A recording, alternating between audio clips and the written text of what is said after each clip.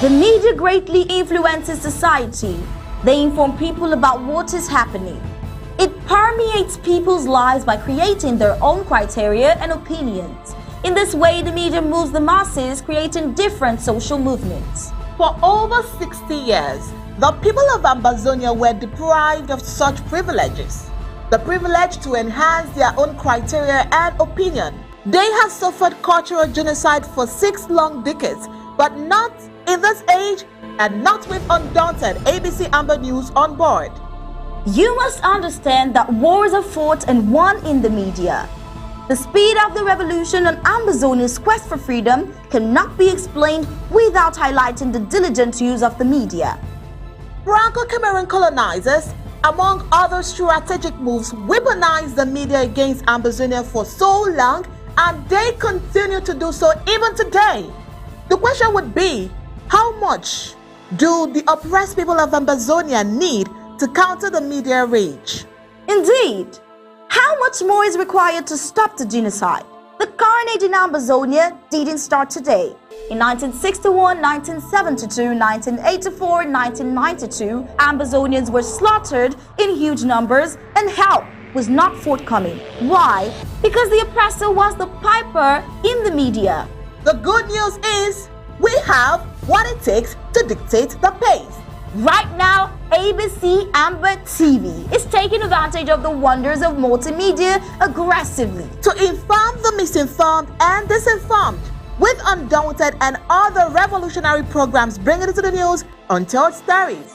Most importantly, to win the media war by taking ABC Amber TV into every multimedia platform. In a word, where the importance of storytelling can never be overemphasized, Ambazonians has to tell her own story, not the other way round. And like we say it always, Ambazonia must narrate her story accurately. We can do this together, you know, right? You are just a click away. Visit our website at www.abcambertv.com, and the steps are quite simple. With just a click on the website, you can become a club member with so many benefits. You can also make a one-time donation, advertise and showcase your goods and services at the marketplace on the website. That was easy, right? You're welcome on board. And thank you for opting for the winning team.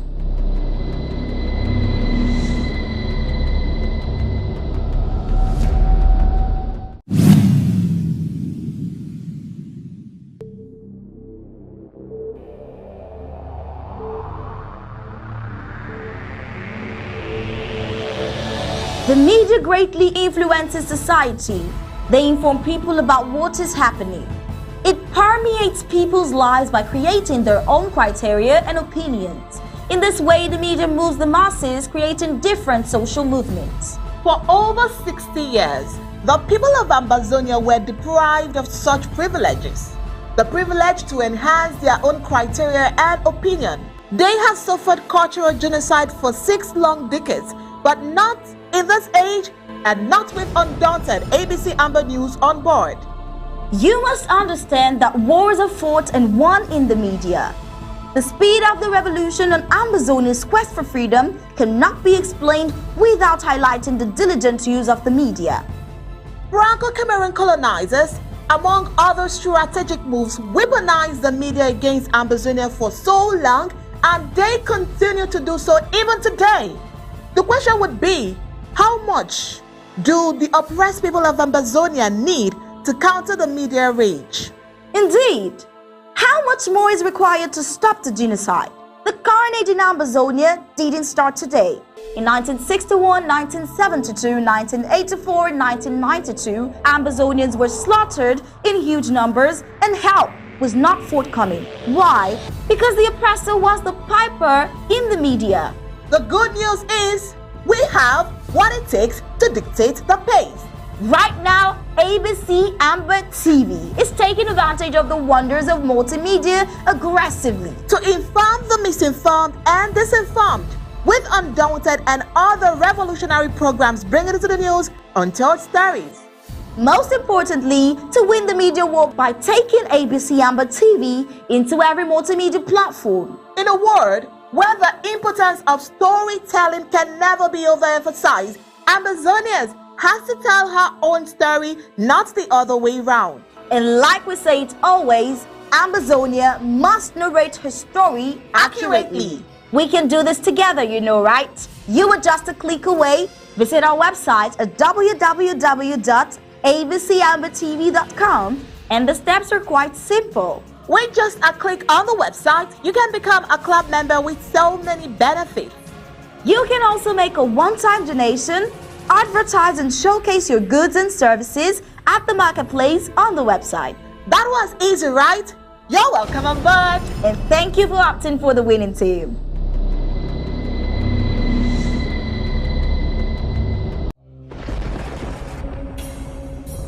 The number one most important thing for every Ambazonian to do right now is to draft. Draft and draft and draft. People of Ambazonia, draft.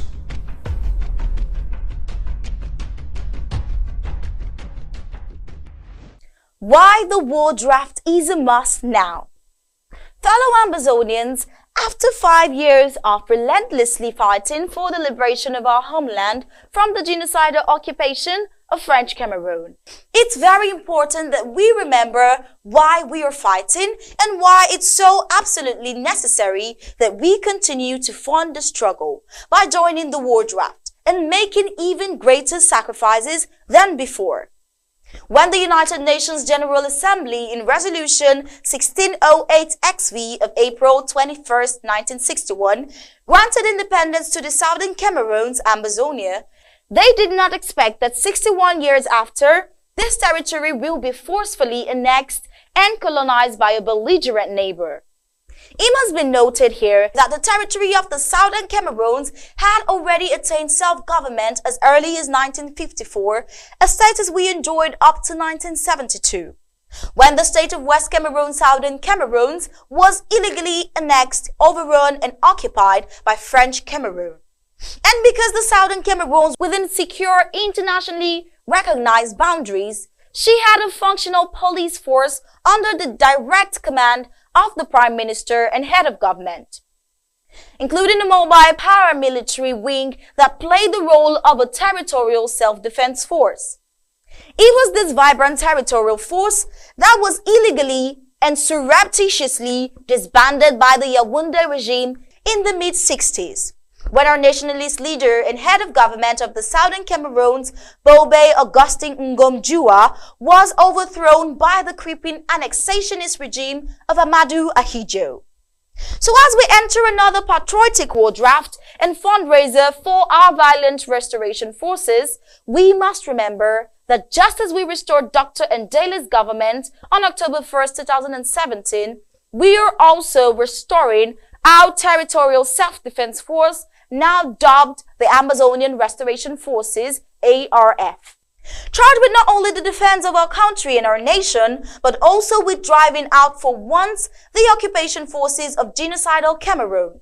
Taking part in the war draft for our Ambazonian Restoration Forces is therefore a great patriotic duty that we must all embrace. As we speak, the country of Ukraine is under attack, with parts of her territory occupied by the Russians. We have seen how the Ukrainians have risen like one man to defend their territory, instituting a war draft that has prohibited men from the ages of 18 to 60 years of age from leaving the country. Not only are they not allowed to leave the country, but they're also compelled to take an active part in the defense of their country against the occupying forces of Russia. This is the same patriotic fervor that we expect from all Ambazonians now in fulfilling our sacred duty of defending and freeing the motherland from the genocidal grip of Cameroon's occupation forces. Thousands of our young men and women have risen since 2017, picking up arms and fighting the occupation forces to the death. We've lost thousands with many more injured, while thousands more are in the bushes fighting day and night to drive out the occupiers. It's therefore imperative that those of us, especially those in the diaspora, that are not confronting the enemy on the ground play our part and fulfill a sacred duty of drafting, raising the funds, and providing the logistics that our restoration forces need to resist the occupiers. Fellow Ambazonians, joining the draft and contributing generously is not a matter of choice for any Ambazonia, but a sacred duty to oneself, family, and the nation. They say sacrifice makes gods of men, makes us sacred, so let us do our duty now.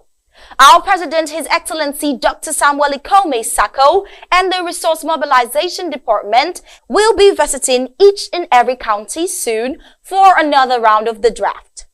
Based on the current geopolitical atmosphere, this is a time for us to empower our restoration fighters on the ground to achieve some of our key strategic and military goals to once more prove to the world that we are ready to not only reclaim but to defend our country after liberation from any future aggression.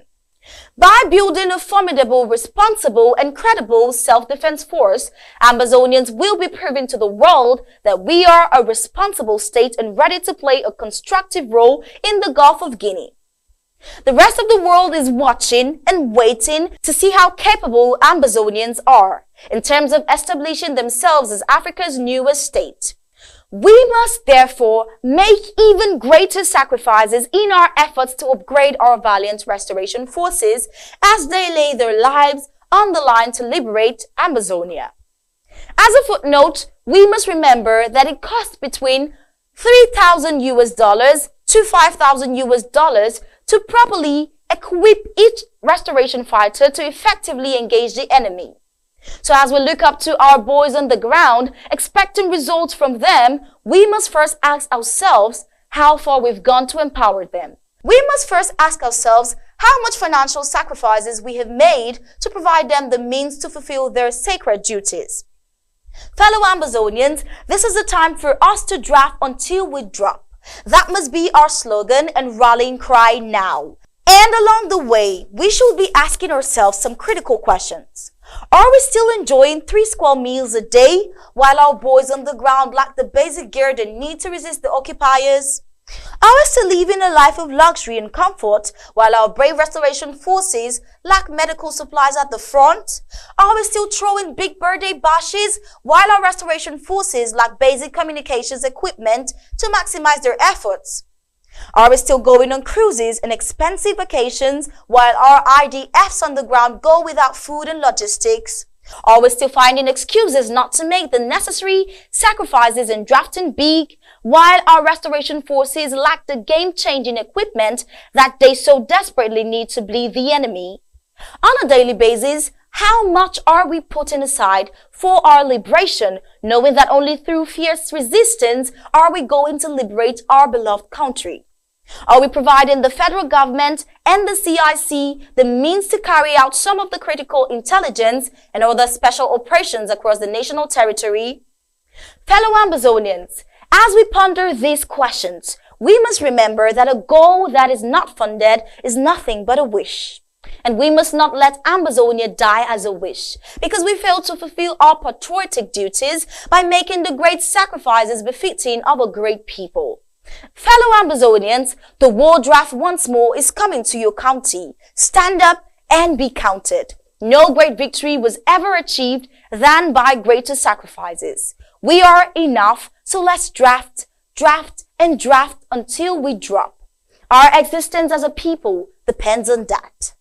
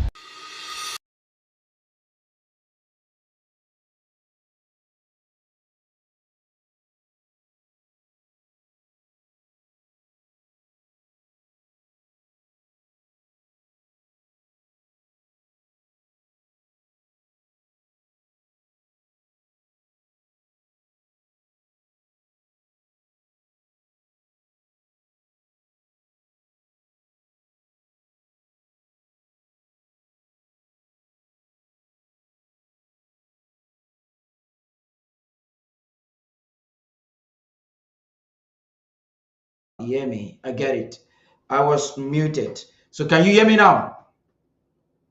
Can you hear me? If you can hear me, please let me know. Fellow Amazonians, can you hear me? Yep. Okay. If we are having some volume, those watching on Facebook and on YouTube, oh, amazing. Someone says the sound is good. Okay, today is June 7th of the year 2022.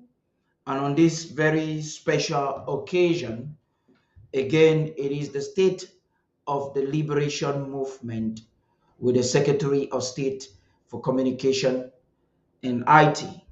And as always, he comes to tackle topical issues, giving the government position an overview of our revolution and to give us a way forward.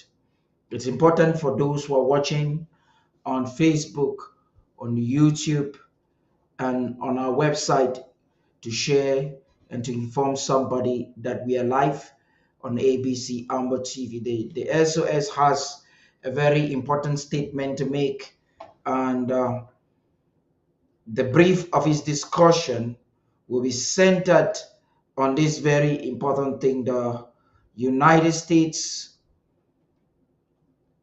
the United States Marshall Plan, and French ingratitude to Africa. Aside from that, we will expect that the Secretary of State for Communications and ID will also talk to us on the level of the draft. I want to apologize for those of you we didn't have Undaunted today because of some issues which have been rectified, but we promise to have a catch up of Undaunted in the days ahead.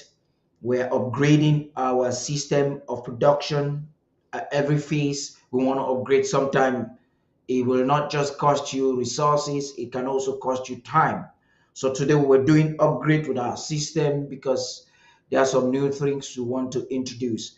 Without any waste of your time, we will have to be transitioning into the office of the Secretary of State just right after the break. Please stay tuned and keep.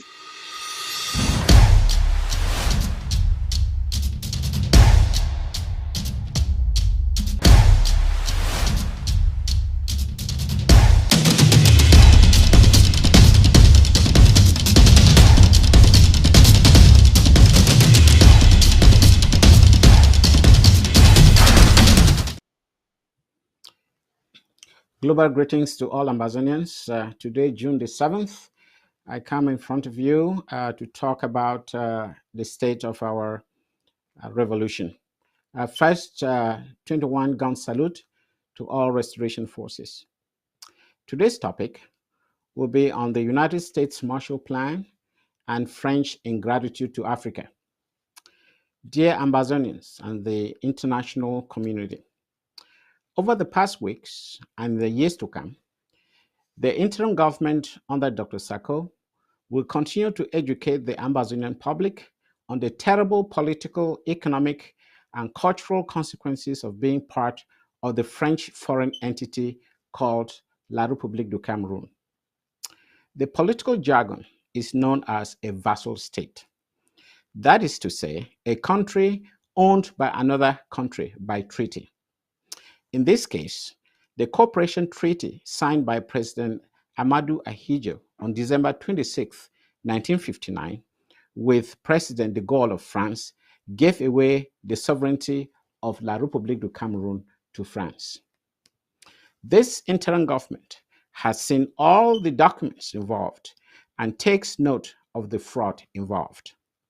We take note of the fact that both France and La République du Cameroun hid the treaty, and no nation, including the African bloc that lobbied the UN Trusteeship Council to avoid breaking up Africa into small states, had any idea that La République du Cameroun had surrendered her sovereignty to France. Dear Amazonians, our argument is simple. we were granted independence to join La République du Cameroon to form a federation. It turned out that La République du Cameroon was not independent. In the words of President Paul Biya in Paris in 2019, they in La République attempted to assimilate Ambazonians. Assimilation is evidence of domination, which is specifically banned under international law. UN Resolution 1514 in 1960 specifically resolved to condemn the subjugation of people to domination by others.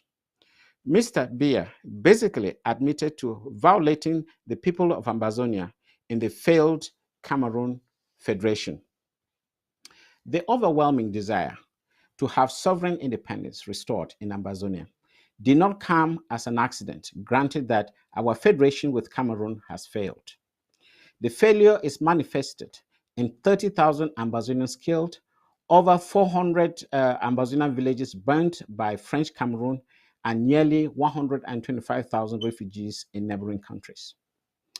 Over 77 years ago, World War II brought peoples of different races, creed, and beliefs to stand together to fight global evil, to free mankind once and for all. Today, it is very clear that the evil of colonization is still within our borders in Ambazonia, championed and fed by France through her proxy, La République du Cameroon. The evil of Nazism that put the Aryan race above everybody else is now being perpetuated by the French in La République du Cameroon. Despite French capitulation and collaboration with the Nazi domination under the Vichy government, the Americans and the Allies kicked the Nazis out of France and Europe, without which France and Alsace-Lorraine today would be a German province. Despite the American and Allied defeat of Nazi Germany in 1945, American goodwill went ahead to create the Marshall Plan in 1948. This plan, officially called the European Recovery Program, ERP, provided about $118 billion in today's money in economic recovery programs to Western European economies. The largest recipient of Marshall Plan money was the United Kingdom. The next highest contribution went to France and West Germany. These funds enabled these countries to build industries and improve on the living standards of their people. For the hundreds of thousands of Africans who died defending France, and despite the American wealth pumped into France, for the past 60 years, this country, France, has been stealing our resources to the tune of 50 to 80% of our foreign exports. Is this human? Imagine if America did the same to France after the war. Where would France be today economically? Do these people have a conscience? And today's information age has created an equalizer as far as access is concerned. And Ambazonia shall cry at the top of its voice that this is injustice that cannot be allowed to continue. French greed and inhumanity towards Black Africans on mainland Africa were displayed when protesting Senegalese Second World War veterans were gunned down in their homeland by the French authorities because of unpaid veteran benefits. Today is 28 years after the French-inspired genocide in Rwanda. France is now courting La République du Cameroon to continue genocide in Ambazonia while the world watches. We, the sons and daughters, reject this situation.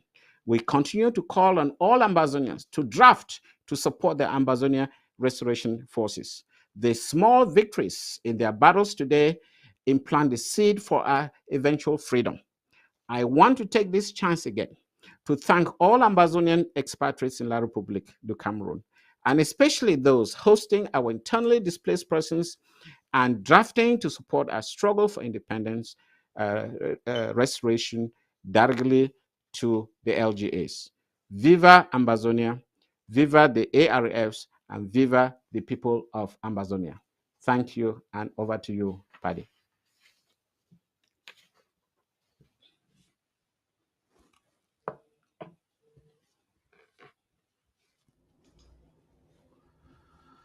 That was an amazing one there, SOS. Thank you for that interesting briefing that you just gave to the people of Amazonia. As always, you make out the time, I would say a diligent time, to talk to your people in a very particular and specific way. We've gone through this discussion a couple of times with you, and it would appear that you have different phases of the talk.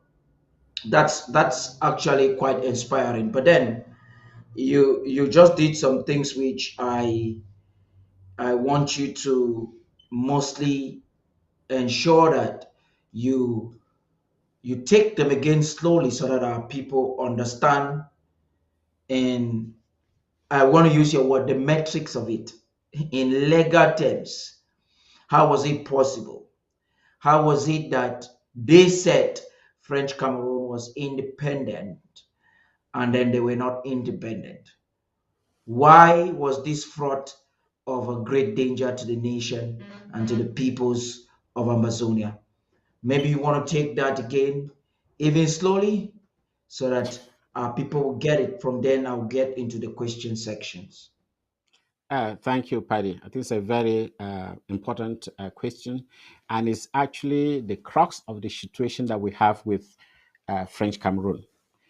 To go back from a historical perspective, when we were ready for independence, especially after the French government took power in the late 50s, we had to go to independence, and we had two options. And the option was having independence, either joining the Federated State of Nigeria or La République du Cameroon. And it is very clear that at this time, nobody knew that France had gotten into a secret deal with La République. That secret deal simply took away all the essential components of an independent state. Those components of an independent state were actually transferred to France, which means that by the time we came to independence with La République, La République had a shadow, and that shadow was France. For instance, they had a military pact. Their currency was to be manufactured by France. And worst of it, they had to keep 80% of our foreign exports. Can you imagine? At that time in the early 60s, where there were absolutely no industries in Amazonia, and all the exports that we had at that time had to be kept in French banks. And if we had to take that money, we had to take it as a loan. It means that essentially that you sell your goods, you leave them in a bank, and you cannot even take it. You have to take it as a loan. So what point is it? But France will readily take that money for its own business, which is our own money. And that has been the handicap that we've been suffering from since the 60s till today. And essentially, by keeping 50 to 80% of our foreign currency, which we call hard currency, in France, we don't have the flexibility to control our economy.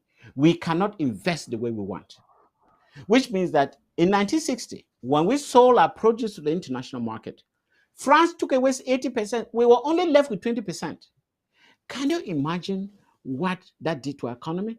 Not only did it stifle it, it probably made in such a way that it was non-existent. This is what we are fighting for. And France had that strangle on our economy till today. As we speak, we cannot institute monetary policy to control the way business is done, whether it is in terms of the level of taxes or if foreign companies have to invest in our country.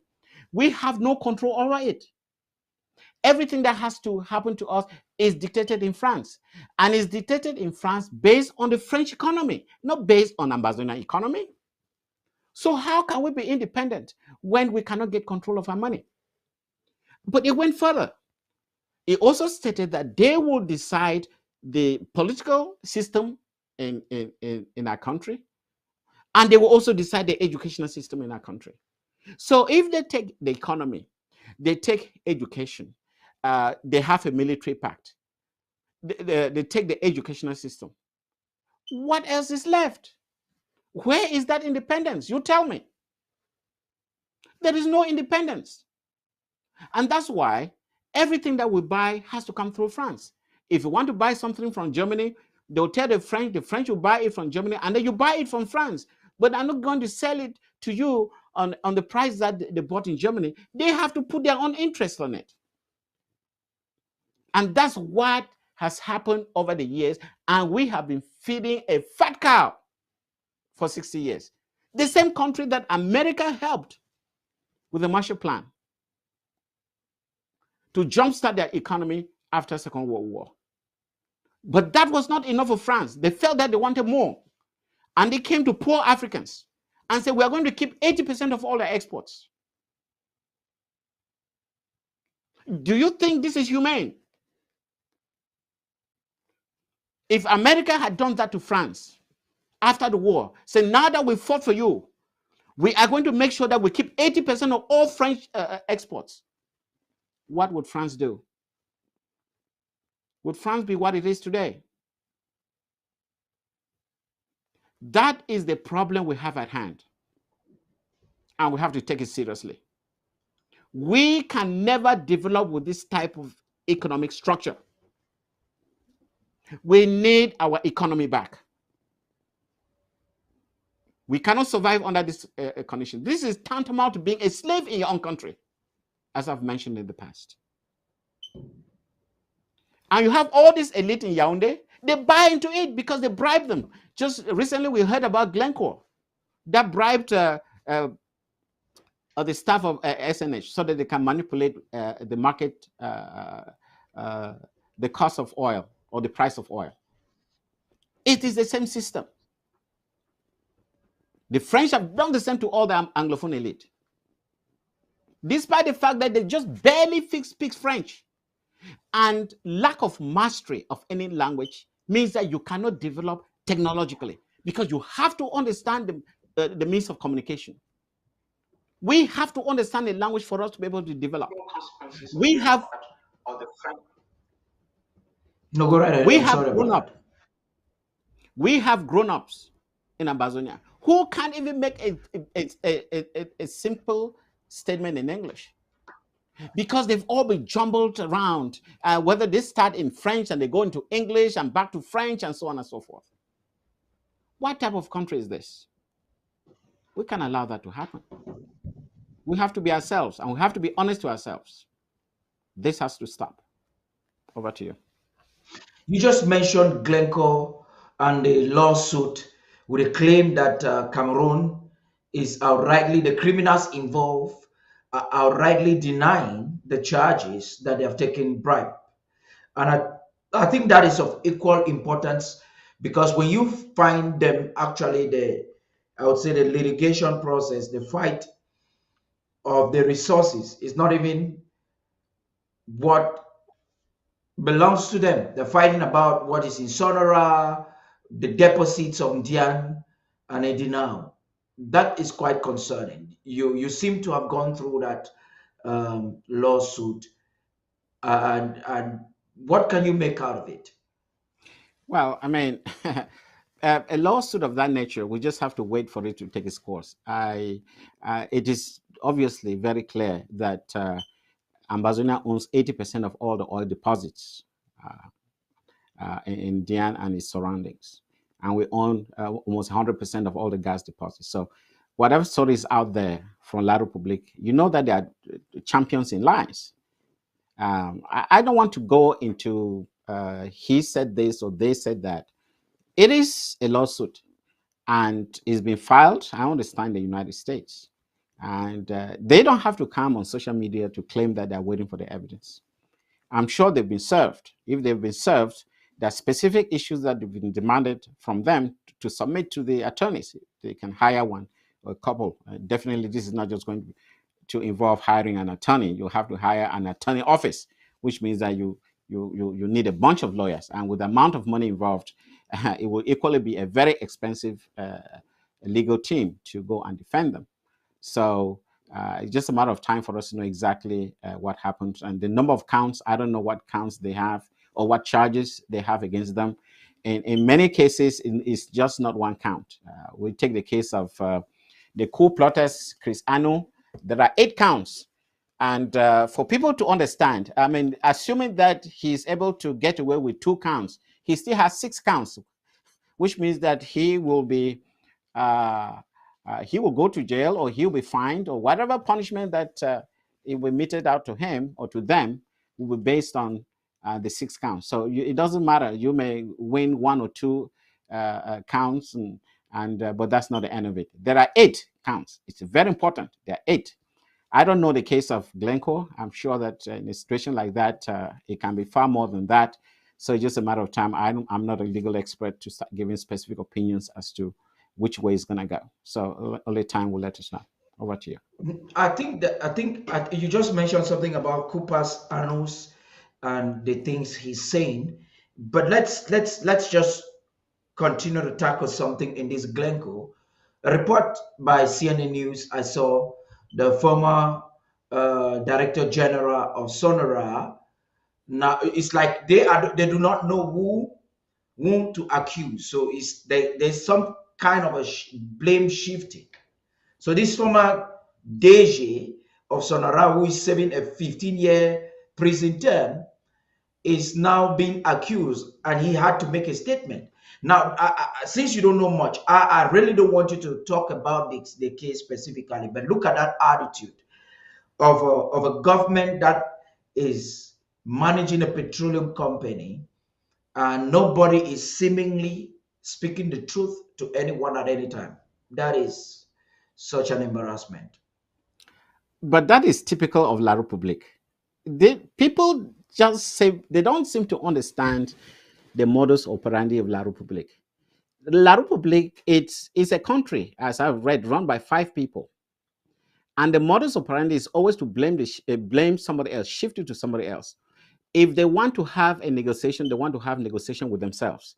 They never ever want to have negotiation with a different party.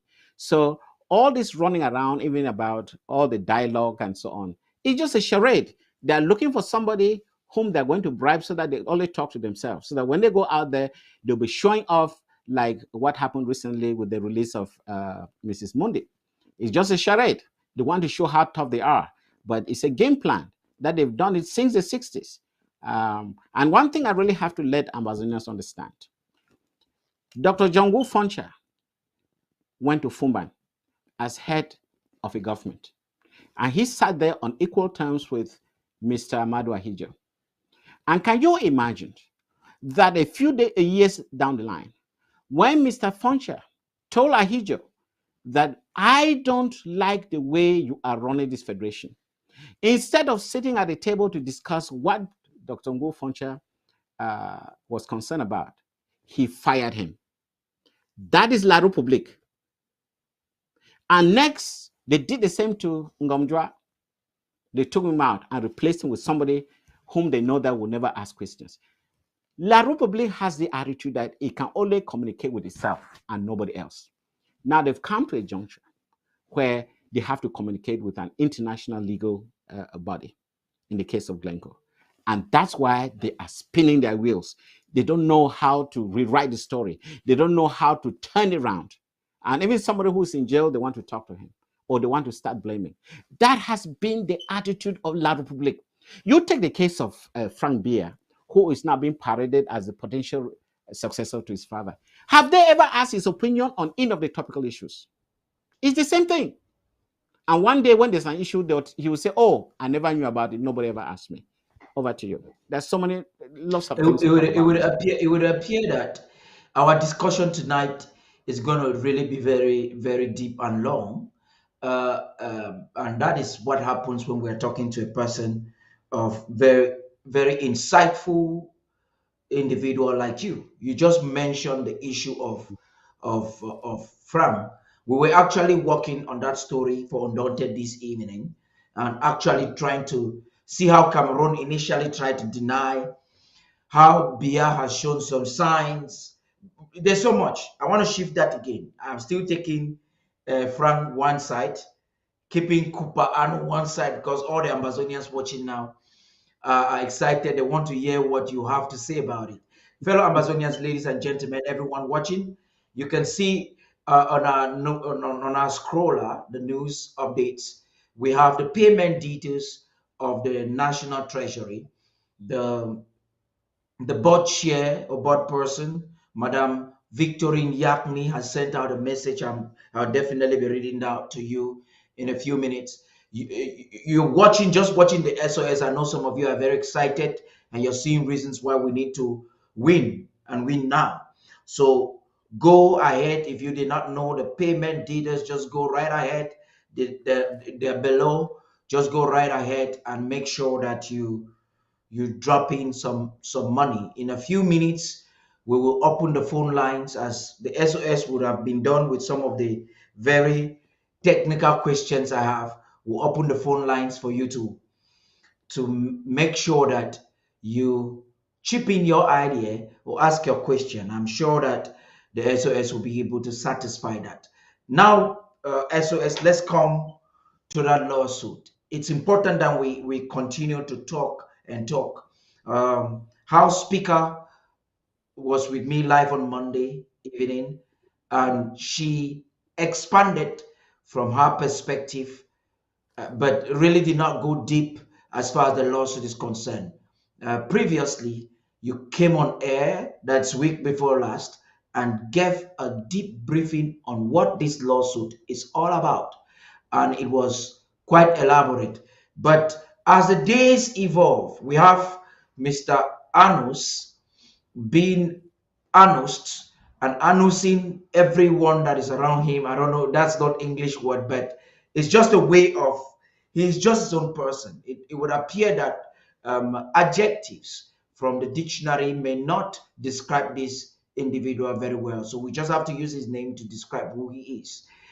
And came out ignoring the lawsuit, made preposterous statements publicly, and the last one was, I would say, it was the last strike that got him completely on the floor. You know the statement, you shared it with me, I do not need to bring it.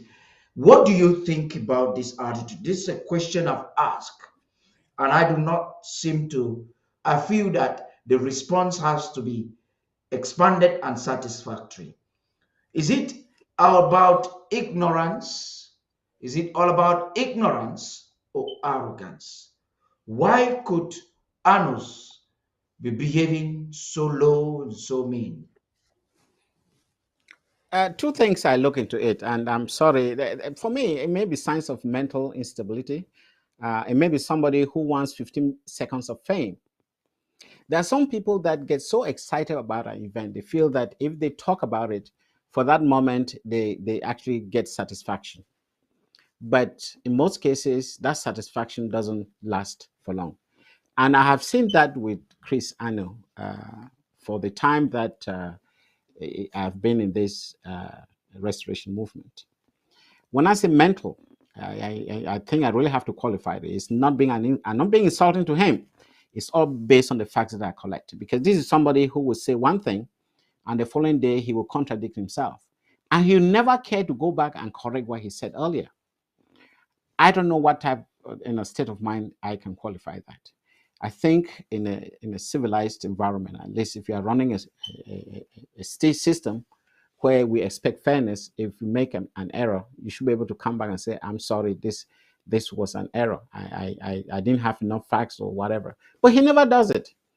You know, we just had a snippet of him actually saying that he went to the Restoration Council and they asked him to bring some evidence regarding the bribery case with CDC. And he openly said he had none. Is this not the same person who said I took the deal to Dr. Sako? How come suddenly he turned out and said, I don't have none? What sort of a mental state is that? And that goes on and on and on. Yes. SOS, this is quite important that you need to, I want you to repeat that. He actually said he had Yes. known. And Yeah, no. it would appear that this man is not aware that these meetings are recorded, because he goes back to his listeners. It's important for us to keep saying this so that The more people listen to this on the home front, people are watching us as I speak to you now. SOS, you may want to know our people. They just indicated to me in the home front there's light today. Cameroon, when you want to come live, sometimes switches off the light. So there's light. They're watching us all over the international territory, sub-Saharan Africa, and globally via our satellite. That is amazing. Thank you, board members and club members, for making this possible. Now, SOS, let's get back to the subject. Mhm. The people need to know this, that Chris Anu said it is on tape that he had no evidence. Correct. He had no And evidence he has whatsoever. not stopped. So, what could possibly again be the reason he continues to push this agenda publicly, knowing fully well that it is illegal to do so Um, without evidence? envy. I can see very clearly that he has a certain degree of hate for Dr. Sacco, which I just find it difficult to understand where it comes from. But when you look at his character and the people around him, you see that his past uh, life has been also full of turbulence. I'm told that one of the reasons why he even escaped to Nigeria was because he wrote a book that said a lot of negative things about the current Biya head of state. I don't want to go into those details. I care less about what he did to his family or to his wife, but apparently he took that as uh, almost like a jihad to tell the world what happened, and that's how he left the country. Coming to the United States with little luck, I became a pastor, and from a pastor became a computer repairer. And at least from what he said in one meeting I was in, whatever happened to that computer business, whether it got burned down or whatever. So you can see it's somebody who has a lot of ambition but very little talent. And that really happens with many people like that who have very big egos.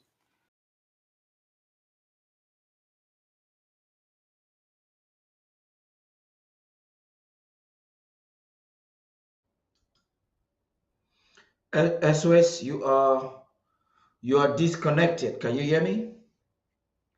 You seem to be disconnected. Fellow Amazonians, ladies and gentlemen, please, for those of you still watching on the social media, we cannot stop this discussion at this time. Continue to share it because I will bring back the SOS. Be confident he is coming back. So don't move. Just keep sharing. The SOS is coming back. So you can listen to what the SOS was doing. He was actually giving to us a history of the the arrogant fellow who takes upon his life to lie.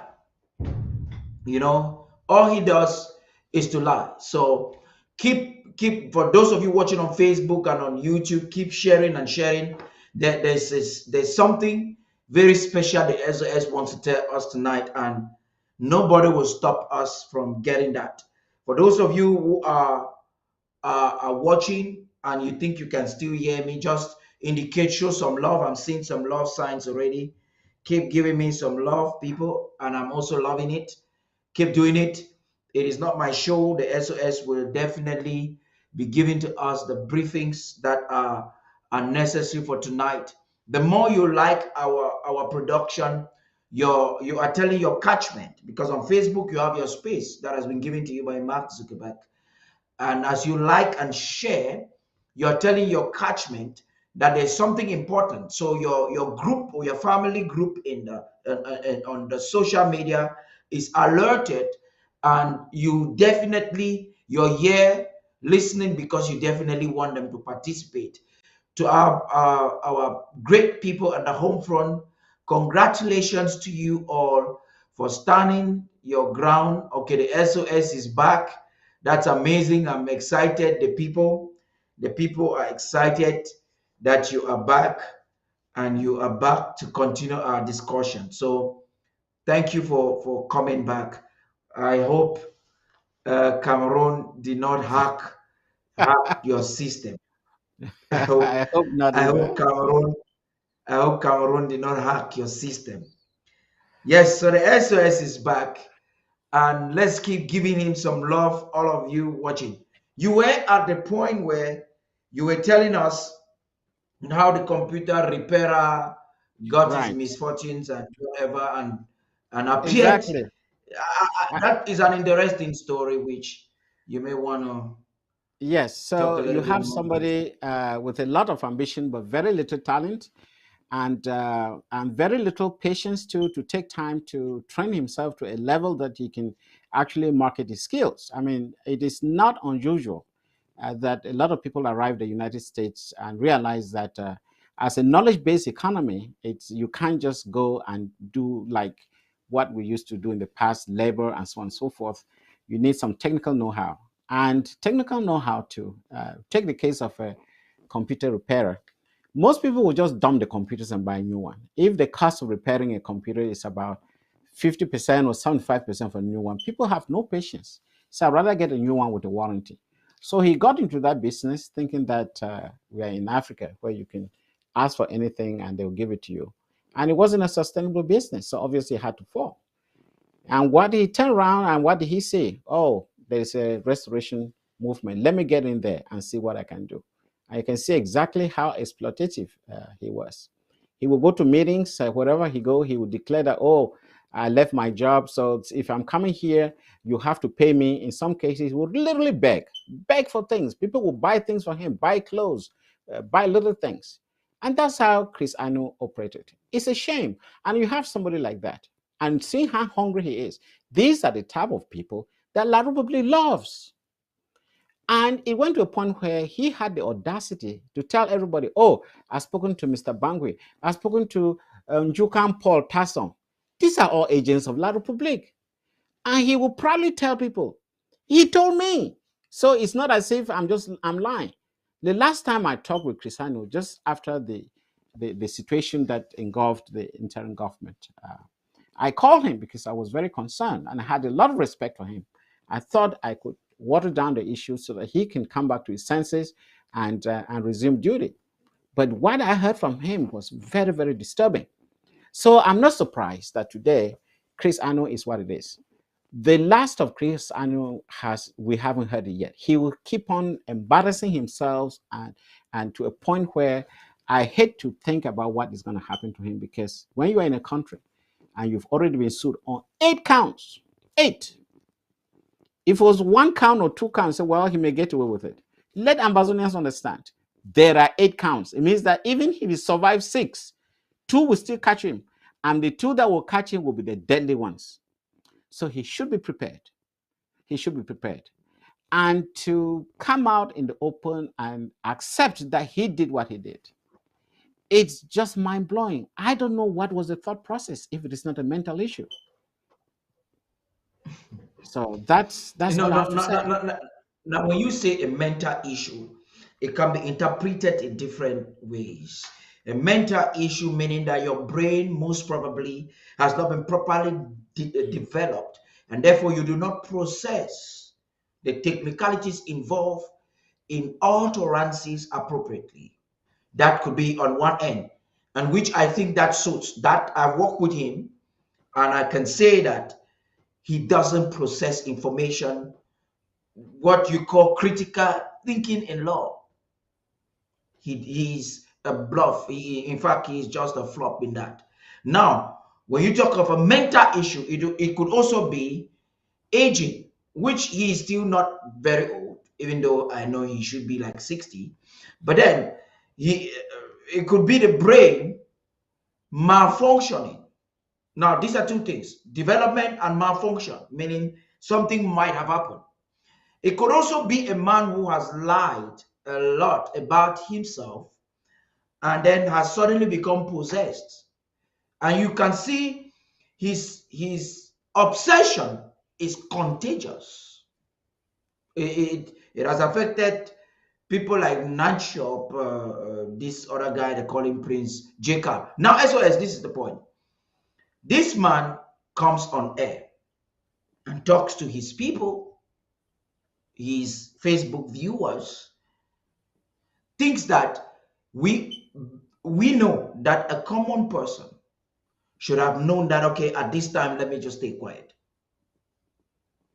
A clear example is the one you said that he has now given an evidence in audio. Why do you think he will do that? Is it again ignorance or arrogance or both? I mean, I don't want to be a psychiatrist here to start dissecting his mind. I think it's very clear. Thank God that we live in a very civilized country, America. Mental issue is very common. People think that a mad person is always somebody who walks on the streets naked. No, there are lots of mental people. People with so much anxiety, people who react in a very strange way to little events. These are all mental issues. There's a whole host of attitudes that are actually classified under mental issues. It may be out of stress. There are lots of us now who are actually undergoing some mental issues because of the stress we get from what's happening back home. So it's not unusual. But in most cases, in as much as that happens, they have a rational way of looking at events. But when you see somebody who is persistently, he's a pathological liar, and he does it over and over again, then you realize that it's not something that is short term, that just happened recently. It's long term. He's been doing that all his life. From high school to Nigeria to the United States, you see all that pattern for anybody you talk to who has known Chris Anu for the past 30 years. Because I have that fact because I've spoken to somebody who's known him for the past 30 to 40 years. And I really try to find out so that I'd be very fair to him. If somebody asks me a question about Chris, I shouldn't, because of what he said recently, to paint him in an image that is inaccurate. And this person made the same comment. You can't imagine that Chris Anu goes around and says that when Dr. Sako went to South America, he opened an account. And he called somebody and said, oh, he was there. And this person called and said, no, I was with him all day unless he opened an account at night. He did not open an account, but Chris keeps on pushing it. Why would he do that? Have you ever seen him give a rebuttal or to say, oh, sorry, what I said was wrong? So it's a pattern. That's what I'm trying to drive here. I'm not a medical doctor, but you see a pattern of somebody who is a pathological liar. And that's an illness. So you see, this man fabricates a lot of things. Now, Amazonians is important. We are not insulting. We're trying to make those that might have been possessed by some of these stories Mr. Anu fabricates to understand why a man upstanding with a big mouth and a crooked voice will say some things like that if they're not true. So we are trying to process reasons why he is that way, why he does things the way he does, so that you understand it. Now, this just to justify and to add or to justify what the SOS just said. Mr. Anu has said a couple of times things and then has denied on the same platform. Then he fabricates just a few days ago that Cameroon government has decided to celebrate the 20th May from the 17th, not the 20th. It was not published in any official platform. Cameroon will not even do that because to them that 20th May is very significant. And then we realized that after scrutiny, intelligence, research, it was just a lie. SOS. Perhaps you want to add to that before we move again into the Frank Biya issue and the Cameroon debacle. Yes, I mean, I think we're giving too much credit to Chris by even talking about him. I think as far as the interim government is concerned, Chris Anu in history, he is in the rubbish kind of history, in the trash kind of history, if I can put that. It's very clear from his actions, from his attitude, from his pronouncements, and every corner. He has personally, in a very a professional way, ruined even the coup protest dreams. He started it and he killed it in record time. And that is just a glimpse of what Chris Anu intended to do to the interim government until Dr. Sako said, no, this is not going to happen under his watch. So we are very grateful that we finally took Chris Anu out of the way. And now we are in full flight to make sure that we can take our people to Boya. I think that's the story we should be talking about. Not about Chris Anu, about the what he has or hasn't done in the past.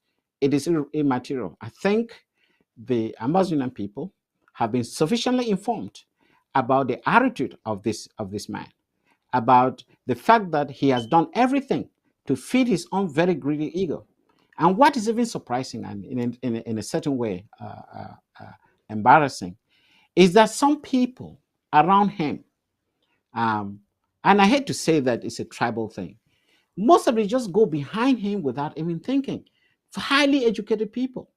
So you begin to wonder, what is the basis of all that allegiance?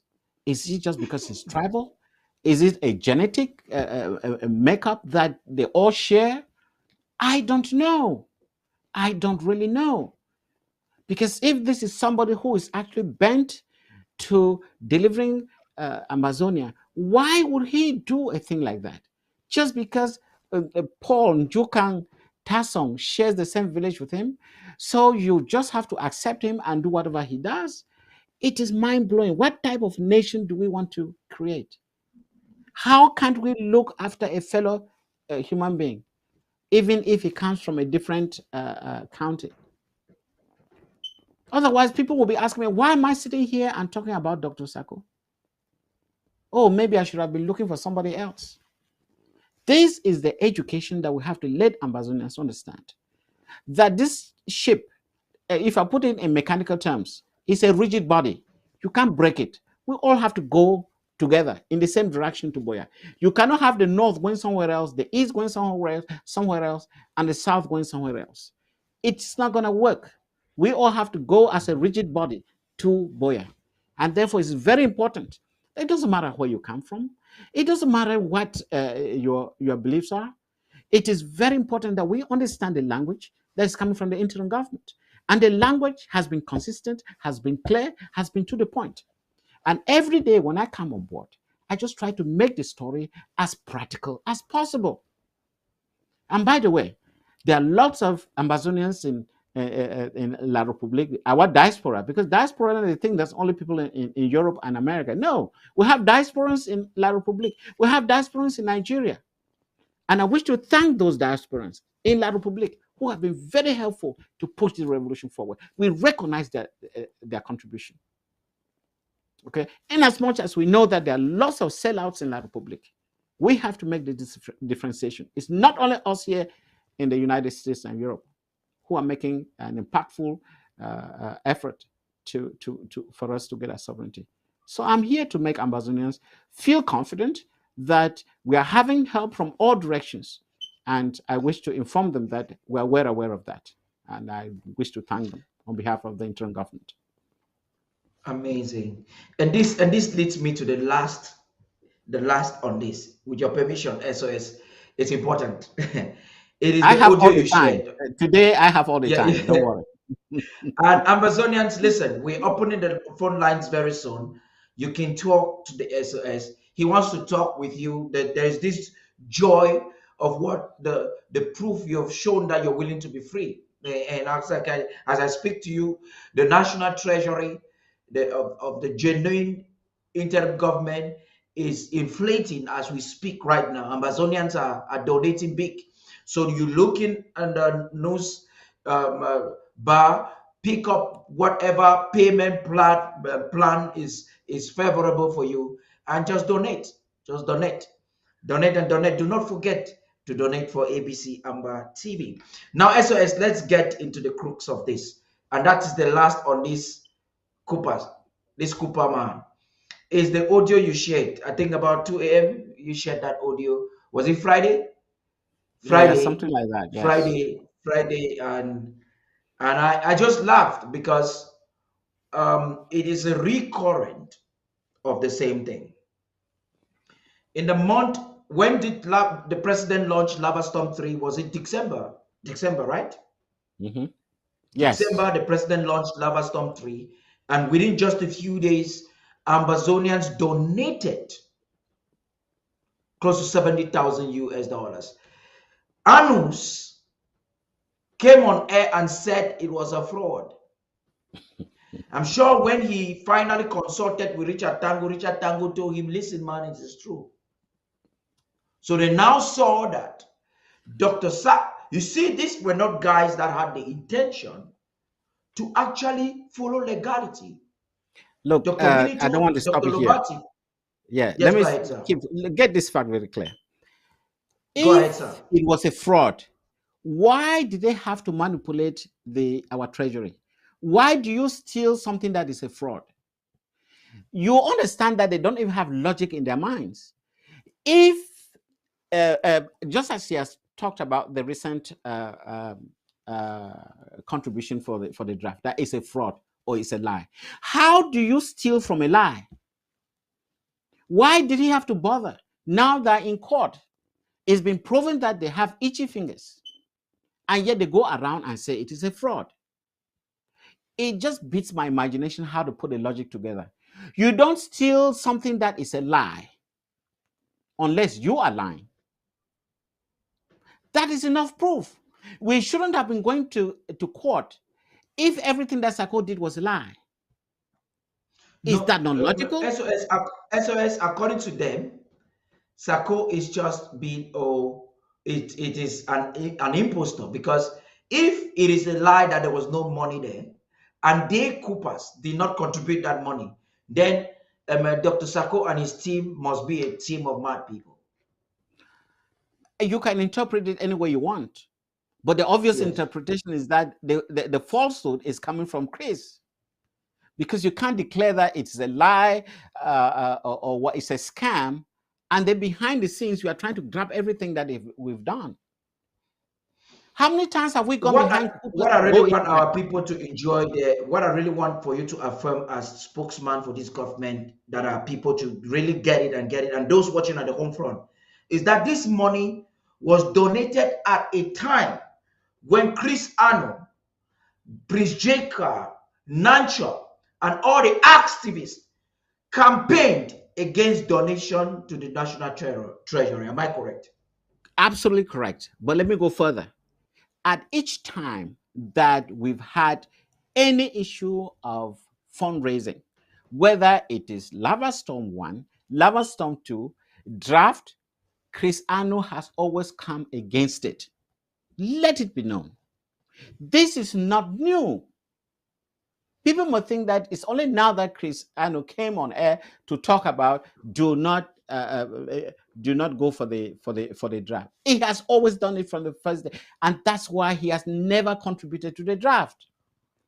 He has never contributed to the Lava Storm, but he has itchy fingers. He just wants to go and grab the money. Now the law has caught up with him. He will go and explain to the circuit court what he was doing in somebody else's account. And I hope that after that, the court case is over, he will learn to actually curb his enthusiasm, to be able to speak a little bit of truthfulness. He may not even have the occasion to talk again, with some of the conditions that may be placed in front of him for him to go free. So there are lots of scenarios. There are lots of moving parts in this case. As I said, for those Ambazonians who are not aware of it, they have 8 counts. And some of the counts are broken into 4 or 5 parts. Each of those have to be answered, written, and sent to the court for them to evaluate. Let it be known. So this case is not as easy as they may think. If he's able to fight all the 8 counts, my goodness, I'm sure he will qualify for a Nobel Prize, if I can put it that sarcastically. Over to you, Paddy. If we'll be able to fight for the lead count. So he, in spite of the consequences he's aware of, he would rather just want to prove to some of those who still think, oh, he is that man, and he's dying and claiming the strength. Now let's make progress the ambience. Ambazonians, in spite of the last campaign, donated and donated and donated and donated, and they were vexed and tripled. You are one of those who have tripled, who is ready to double and quadruple your donation. I asked this same question to the Dr. Lobati yesterday, and I want to ask the same question to you, Dr. Mungwa. What is your motivation? Uh, my motivation runs really deep. And I just feel that I have a responsibility to my community when I see what is happening right now. I may have well been uh, ignore it, sit at the corner and just watch it. But I have a conscience. I haven't lived and worked in La Republique for 14 years after I left university. I had a very, very clear and raw knowledge about the wickedness of that regime. And I remember the first job I had was a teacher in the School of Public Works. And because of the action of a few students, I fired them from my class. I wasn't very happy with their attitude. And I did not know how La Republique works. Then when I reported to the administration, I was called up by the administration. I was told that these are civil servants and I have no right to fire them from my class. And they said I have to bring them back and at least I have to give them passing marks. I was so offended, I tendered my resignation immediately and I left the school. That was my first resignation. It took me 2 months to change and eventually I was hired somewhere else. So you can understand the whole idea about fairness. It's something that has been with me for a very long time. And nobody had to tell me to come to our people's rescue in a situation like this. Maybe if I spend my entire life, if I went to the UK and never went back to La Republique, maybe I would have been thinking differently. But the fact that I came and actually see the sufferings of the ordinary people, I see the effort that people are making. When I go to a place like Bamenda, I see students from technical schools, little students, trying to design reinforcement using bamboo. As a structural engineer, I used to come and sit down with them and we discuss. I see the energy they had, but no headway. I really felt frustrated.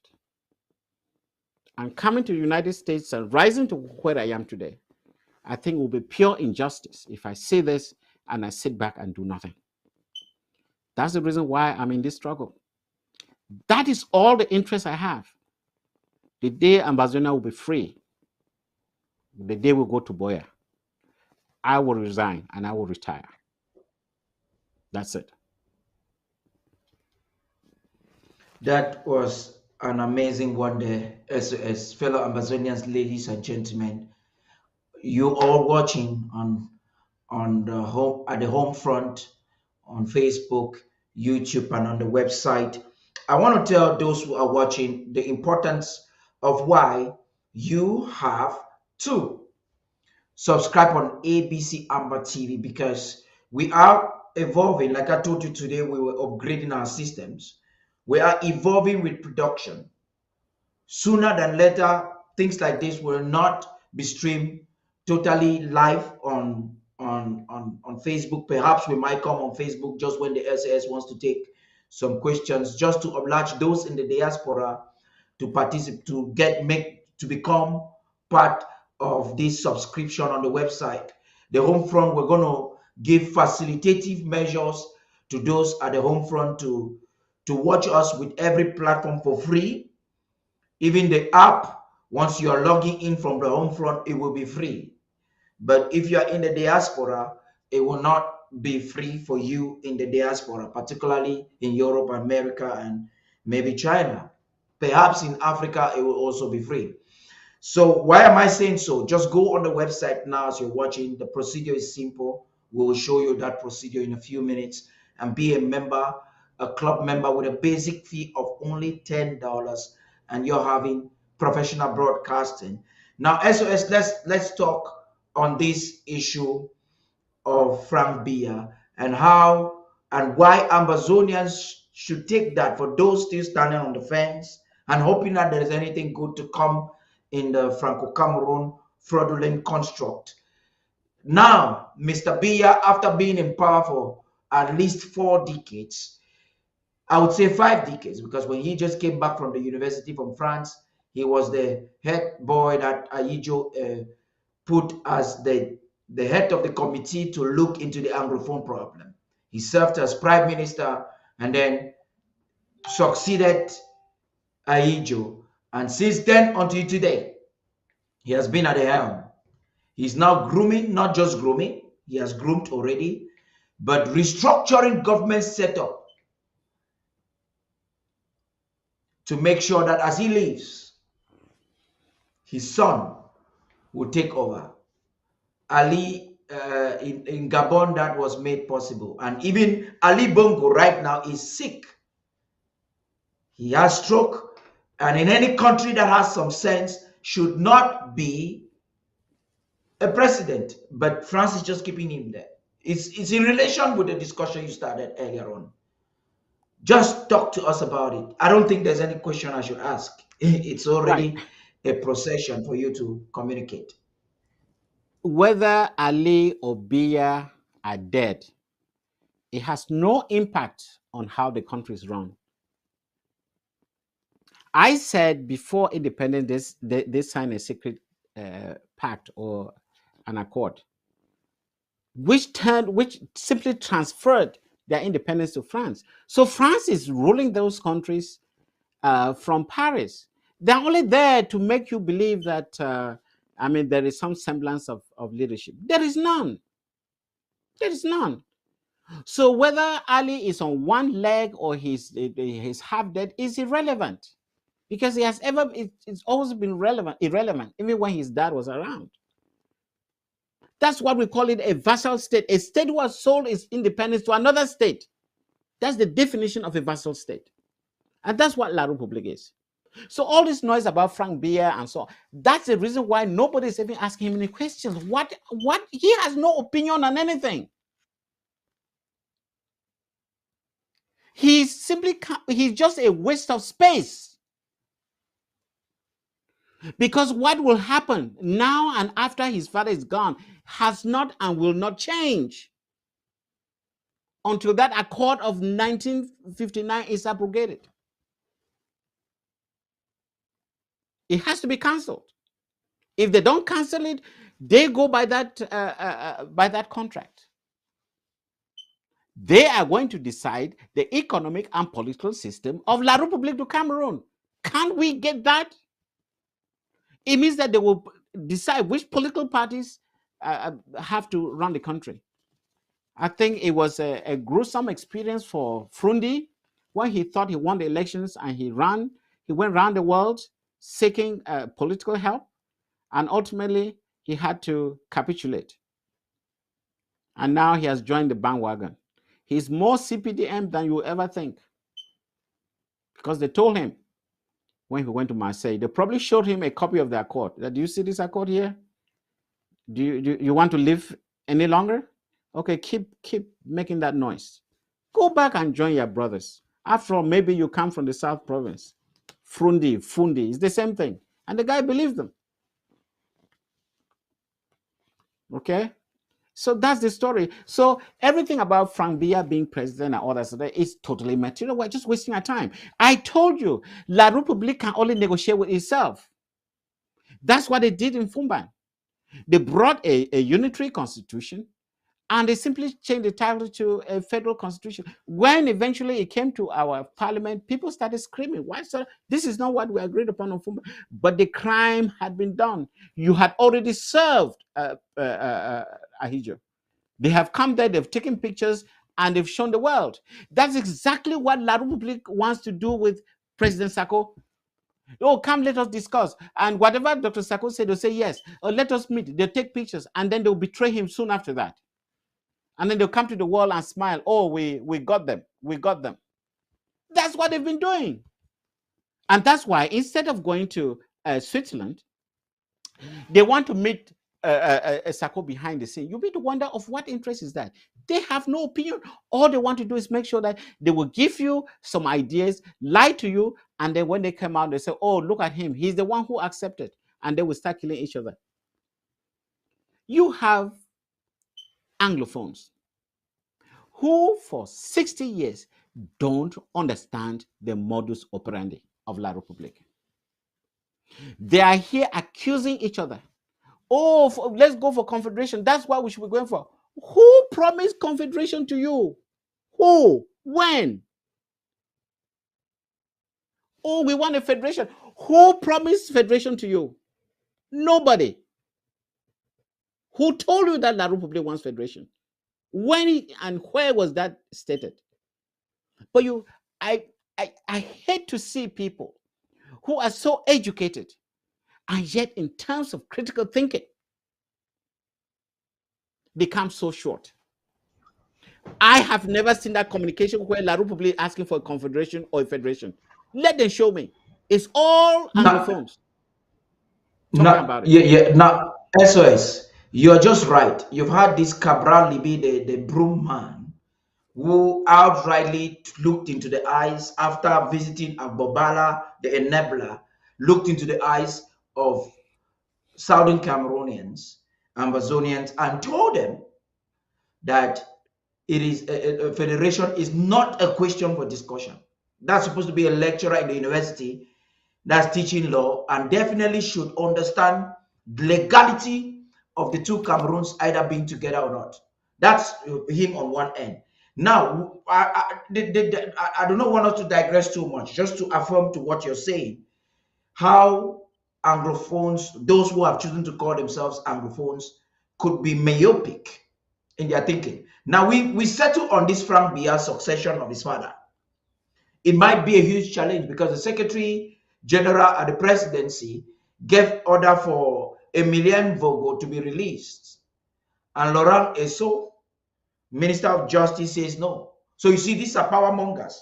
There's power mongering in the corridors in Yaoundé. The corridors of power in Yaoundé.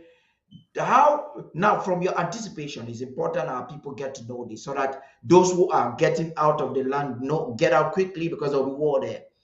How easy will it be, or how difficult will it be for Frank Biya to succeed? Is that? Well, I'm sorry to tell you that it is very unlikely that he will be opposed. You hear about all these noises, the northerners, the people from the west, and so on. From what I know about Francophones, they're spineless. They are spineless. Don't hear this cry that, oh, if Biya goes to power or what, Frank Biya, the whole place is going to tell. No, they will rather eat feces and stay in their homes and complain, hoping that one day one Amazonian will raise the issue and maybe there will be change. These are people who want to eat their cakes and have it. Nothing will happen. Nothing. Yeah, this Nothing will is happen. quite important, fellow Amazonians. What the SOS is saying there is so important. I don't think there is any other thing that is more important for you to take note of more than what the SOS has just told us right now. SOS, so you are telling Amazonians that this whole idea will be war, like big war. If anybody attempts anything, he will just be slaughtered, not even by Cameroon, but by France. Of course. You think that when he goes to power, he don't. Do you know how Biya negotiated to be head of state? He sold everything, probably including his grandmother's grave. He would give them anything because the whole idea is about being in power. These people they don't care for the common man. Amazing. Something as basic as a driving code. For 60 years, La Republique doesn't have it. Do you know that? Just a driving code. Something that fundamental. Wow. So you tell me how that country is run. Lots of fundamental issues, things that need engineering controls, things that need administrative controls, basic things. Nobody cares. You have civil engineers in government. I know about two. Yeah. Mr. Misonge, Are Mengot. Quite brilliant. I think they're quite brilliant. I mean, not that they are geniuses, but basic engineers. Do you think they ever ask them to help? SOS, there's really a difference when you have the knowledge and you don't have understanding and wisdom, which is some of the things that we're really discussing. Now, fellow Ambazonians, ladies and gentlemen, um, we are ready to start opening the phone line right now. I want to remind you, for those who are redeeming their pledges, if you have a confusion, some have just written to me, I'm going to be calling. You can write and we're going to help you through the process of redeeming your pledge and subscribe. If you have a challenge to subscribe on ABC Amber TV website, you can call us and we will walk you through that process. But right after the break, we will have the phone lines opened and the SOS will be responding to your questions.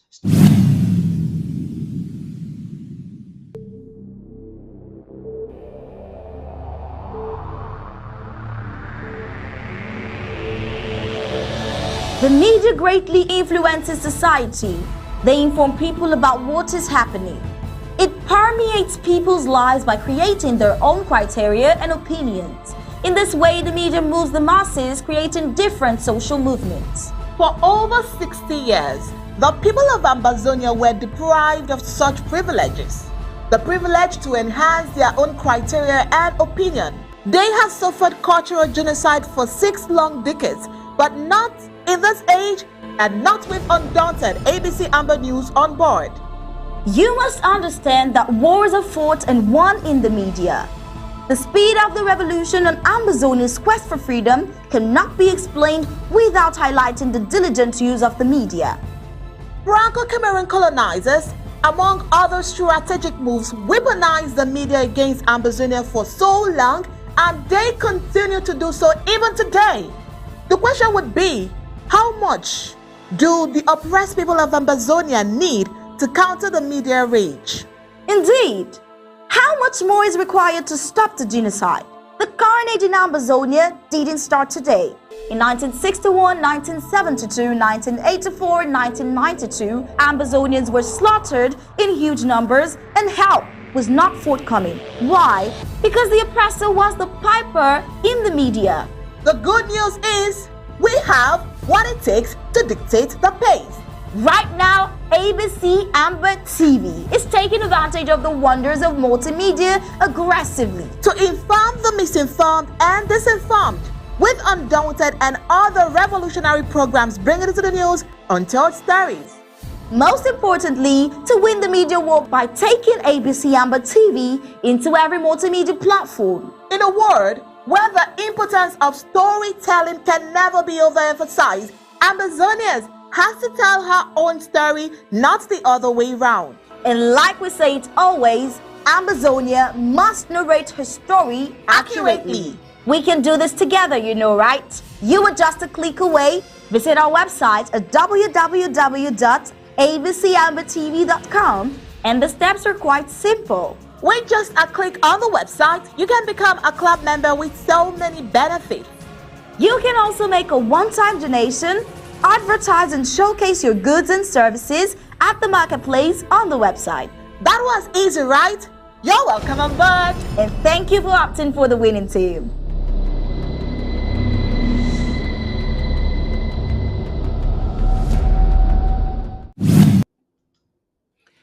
Paddy, I wanted to make one yes. point. I wanted to make one point Go ahead, for sir. of Go ahead, sir. general interest. Ambazonians should understand that La Republique has gone bankrupt every 10 years because of the structure of the economy. 1972, it went bankrupt. And that's why they changed to, they did the so-called referendum, so that they can bring our resources into the system to feed the French. 1982, Biya came in, bankrupt. He went to another deal. Okay? 1992, we had the devaluation around that period. So this country has gotten bankrupt every 10 years and people do not know. Yeah. And that's what is happening now. That's La République for you. We're gonna talk a little bit about this bankruptcy. We already have a caller on the line. Yeah, hello, caller. Go right ahead. Ambazonia is listening to you. The Secretary of State is listening. Go right ahead, please. Okay, thank you, Mr. Director. Did you hear me? Yes, I hear you loud and clear. And I think the SOS Yeah, is also listening to you. Yes, I thank Mr. Director plenty. And I thank the Secretary for Communication, Dr. Mungwa. He not talk something for the where he talk about how La Republic go bankrupt every 10 years. We go for 72, 92, we go for 2012, where they change constitution, do all those things, 1992, and so now very big point that where he talk. I want to tell Amazonia people, say if you don't get information, you will be deformed, and if you don't get information, you will be lost. I want to thank God for all Amazonia the way they support the ABC television. Because the television for ABC, now even will talk one story for one country talk like me, they talk about countryman. Imagine say you will go beg food for if you dey for a house, you don't get two legs them, you don't get two food them. You want to go beg food now for some market before you want to go for some market. How you go do? So the fact that we get to on way we will challenge with things them. Last week I write something about which way La Republic citizens they know they tell their own people about how way the history it be. Now because they always like to fool them. As the Secretary for Communication local talk, I'm big very happy about this accord the cooperation where it talk. Because you know see the French people at first they don't believe say Africans they feel want great independence. So now Guinea Conakry for 1958, Sekou Touré and the rest, they talk say, oh, they want to get their independence. France say, it will Chakara all not be there for you, including train road, everything. Then it give independence. That people in the agree say yes, Chakara, everything that you give independence. Like how would they say, me like Republic come they live with territory. So when they be doing so, now for the Franco will say, these African people, if we do that, so these people they go agree with Chakara all them. Now when they come now for underground now they can use that accord the cooperation. Where they can use them. And we SOS you don't explain for plenty people them. Now just say some of our people them they don't even know how to use I bet buddy you give me time to explain this thing. SOS say get all time. Yeah, the implication for this thing. Now we get more than 7,000 French people. I mean French people where they work for inside La Republic. Now they draw bills a year for how do they call them, for parliament and all those things sending them. Now they work that way they draw. If it's talking French people they for Cameroon, 7,000 of them. How many of them they work for plantation? How many of them they work for outside? Now they draw bills and propose everything for make sure say the monetary and the government policies them. It must be time we wait to the Republic and get them. Now the question I say with him, they will do this thing and so Cameroon and they will not accept them. Yes, some of them will accept them because they will fear some of them will chop fire. Ayijo, one of the main reasons why he moved Ayijo for power, now because Ayijo knows he will be a president for Cameroon. When Ayijo will campaign for Cameroon, he talks say one and indivisible Cameroon. It will be in La Republic du Cameroon. The tribes are for United Tribes are for Bolova and all the rest are for Gori. But when he came for power, when they put it over Mbida, La Republic, France, if you want to say me, Ayijo give access to all the resources where he get them. So Ayijo see certain Cameroon like he pick him where he get them. He get agreement with brother, I mean, papa, when I Frank say, anything I get, me and you will share them. But it not me say, till my begin, it bring up for me, we will share them. Now, while there was economic development under the reign of Ayijo, because he didn't take money for Southern Cameroon, they develop La République du Cameroun, yeah. Yes, La Republic. Whereas the one when they take up for La Republic, if they divide them with France, for according to which way they accord the cooperation will happen. So now like France forget control for it. They talk say they get for move, they get for move Ayijo. Remember, Ayijo is a Muslim. When they talk say me they unite people them, they talk now say they tell Ayijo say if I say me change Anglophone, the media started talk French because in 1967, the French authorities they expressed their dissatisfaction, say why are you never then we will start talking French. Are you to be fear for do those things because if it therefore means it will also tell people that for not for the Muslim people that say me they know they talk their language, their Bororo language, say me they begin to talk now French. So now you where are you to start they talk it be against all those things. That is the reason why when the years until the Republic come today about the Commission for Culturalism and Bilingualism and other kinds of because they want for put also down. But the problem with our forefathers they be fail for them I say one, our forefathers they will make a mistake. Say they don't get total sovereignty, they begin to welcome the UPC and the Maklisa people they can't show them for with territory. If you never get your own full independence as a sovereign state, you never give protection for people. Now, I will talk about they will allow them can be for it, they look us like accomplice for them because those people will be like pro-communist people. When they be like pro-communist people, and anyway, it can make up. And they be so far they be fair for document any new stranger will be come in. Like say now a refugee give it a refugee status. Because even for America, where we did. If you come for America through naturalization, they will most indicate that for you. So that someday one can be the people say they will revoke them. But now the so far the living people, now the down cannot they do everything against me. So they slow our own independence. So therefore, I will appreciate the fact that Amazon when they don't cross the never again generation. May we know which time we go for impress whosoever. Yes. Because I don't see like today, they don't go, they work at put the phone for Malcolm, they work at this. So I will, all I don't talk here, AGM, the predominant force when they there for Bamenda, where they work at the kidnap people, do all that kind of. Now, how much money the Malcolm people they pay for them before they go to enthrone the chief, work at the parade, everything, where it will show to the international community, say there's a sense of normalcy and all those kind of things. However, I know say the Republic, they don't accept them, say they don't commit massacre from Menchum. So they kill 9 people from Menchum.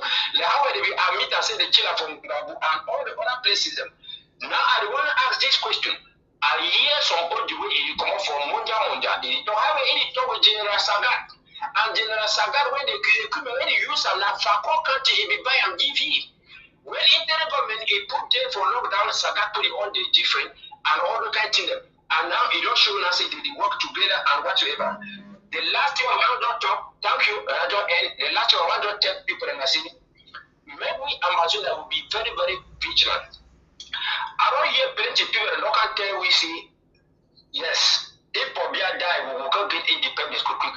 That is a big mistake. For if you take the people who did. The reason why I talk a big mistake, I talk me God give Pobia long life until we reach Boya. Why? They don't want to say one assimilate us. They don't say one do all that thing. La Republic people they accuse Bia say na you spoil La Republic. Now we do accuse say can colonize our country.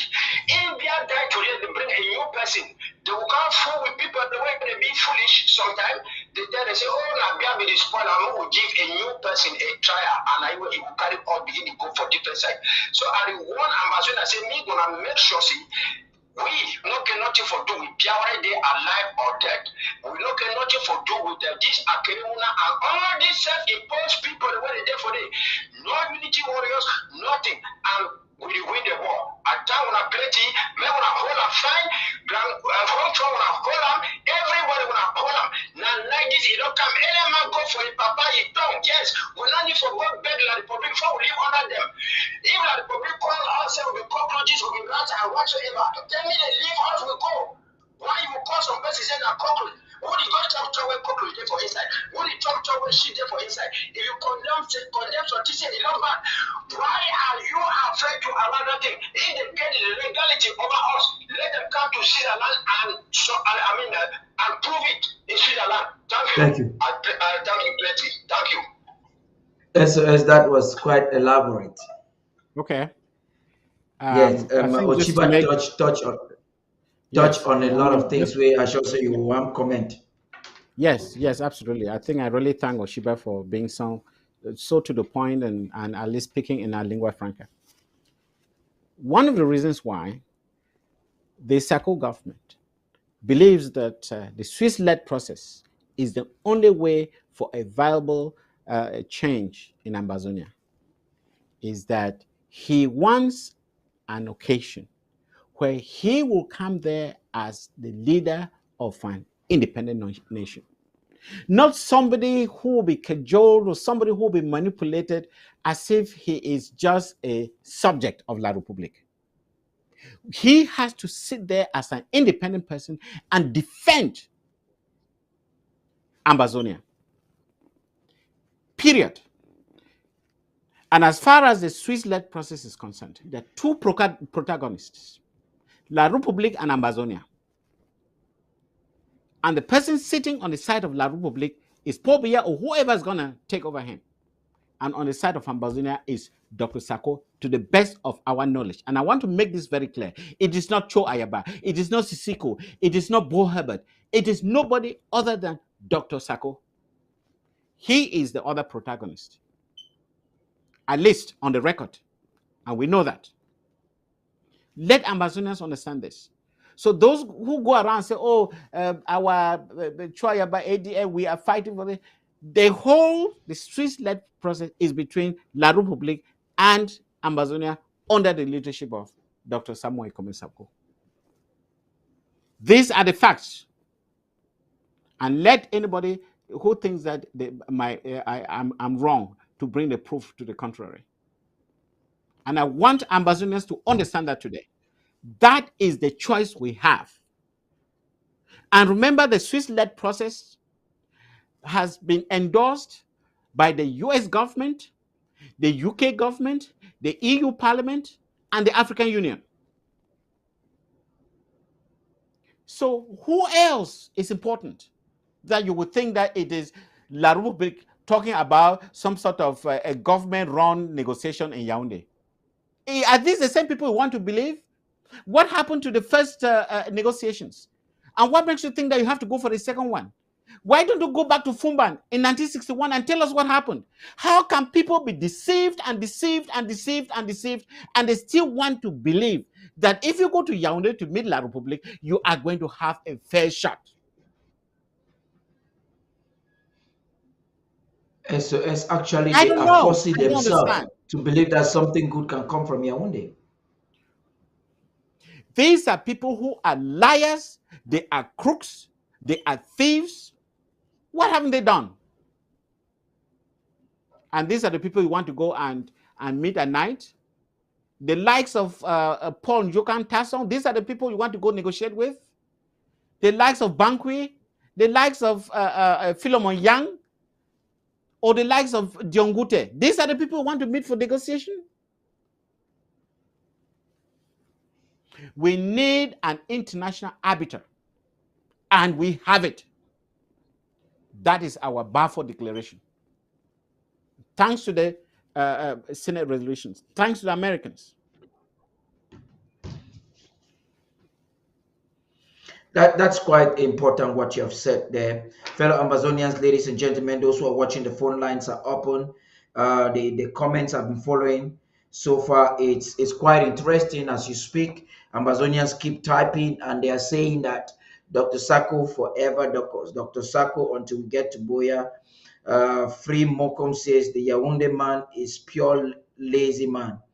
They can never progress. So lots of things. Ochiba mentioned a lot of things about the technicalities involved as to who is in power, and this brings me to an important part of our discussion. As you find Michelle of, I think, MCRO is now wanting to take over Kamto, If you look at the Camto's party, this lady had been more sympathetic to the Amazonian plight, even though we talk say talk they way tower the growth for small picking, umamida and the talk say this so um Pusina the Bondok, so or an ala Republican. So Yes. whatever the feel do, maybe not for political gain. And I think say for Kamto had made a very categoric statement, and his statement was very clear. He said he is not different from Bia. He believes that there should be a dialogue, but there should be nothing like a Cameroon. There's a caller there from the home front. As I get this caller from the Can home I front, comment? yes, Can make I a comment comment, on please. that? Yeah, make Okay. a comment, Now, please. let me tell you this. People again have very short memory. Do you remember when Samuel Eboa was head of the UNDP? Again, he was that type of a person who wanted to have his own opinion. What happened? They turned around and they made sure that Buba Bello Magari came back from Nigeria, wherever he was on exile, because they want to negotiate with themselves. Buba Bere was part of the UNC, part of CNU, and that's why they brought back this person. And he's been there for the past donkey's years. It's the same thing. A person like the leader of MRC, the fact they consider him an intellectual, well, that's left to them. That's a lawyer. I don't mind having a conversation with him to see how much law he knows in order to beat us in Ambazonia. But La Republic, they don't like anybody who can see beyond his nose. They always want puppets. And I won't be surprised that they are the ones actually engineering that lady to take over Kamto, because Kamto is a free spirit. Remember, Kamto used to be in the SDF. In fact, I don't know whether you were you're old enough to know that. He used to be in the SDF. So they know that this is somebody who can, he's very slippery. They don't want him. That has been the case over and over again. And that's why the coup plotters come into picture. They wanted to manipulate the IG and they replace it with somebody they can dialogue with, which it is them. They want to dialogue with themselves. And that's why I'm told, I don't know whether that is true, that Marianta is a relation of Diongute. So you can see that sort of connectivity. Huh? I mean, they probably look like family members, though, when you look at them. So it's quite possible that, I mean, all these machinations behind the scene, again, is to make sure that La Republique negotiates with itself. It's the same modus operandi. Let Ambazonians understand this. Let Ambazonians understand this. And that is something that Dr. Sako has said never, he will never negotiate. They've done everything. They send spies, they've sent thieves, they send chiefs, they've even gone as far as the State Department if they can talk to Dr. Sako. Let people know this. If Cho Ayaba had another negotiation which is as important as what went through Senate resolution and the other European parliaments, let him show it to us. So when they say that we are fighting for a free Ambazonia, under what context? Well, we already have one. Why don't they join us so that we can all fight together, so that we can liberate Cameroon? Liberate Cameroon too. Why doesn't he join us so that we can do that? So they are all lying. No other person, whether it's Sisiko, whether it is Bo Herbert, whether it is Cho Ayaba, whoever is out there claiming that they're fighting for Ambazonia, let's show us the platform. And so I believe that, and I thank ABC television for the work you are doing, because the cornerstone of our liberation is in education. Let Ambazonians understand what is at stake. Let them understand the facts so they make informed decisions. I've told everybody, including people from my own county, listen to me. I will give you the facts so that you make up your mind. I'm not just going to tell you that come and join the interim government or support us. Listen to the facts and ask questions. If you don't understand, ask questions.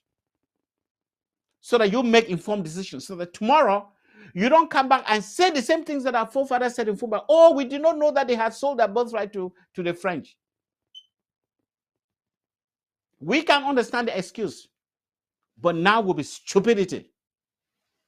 Stupid people we are. We all be called stupid people, and that will be right. Let us learn.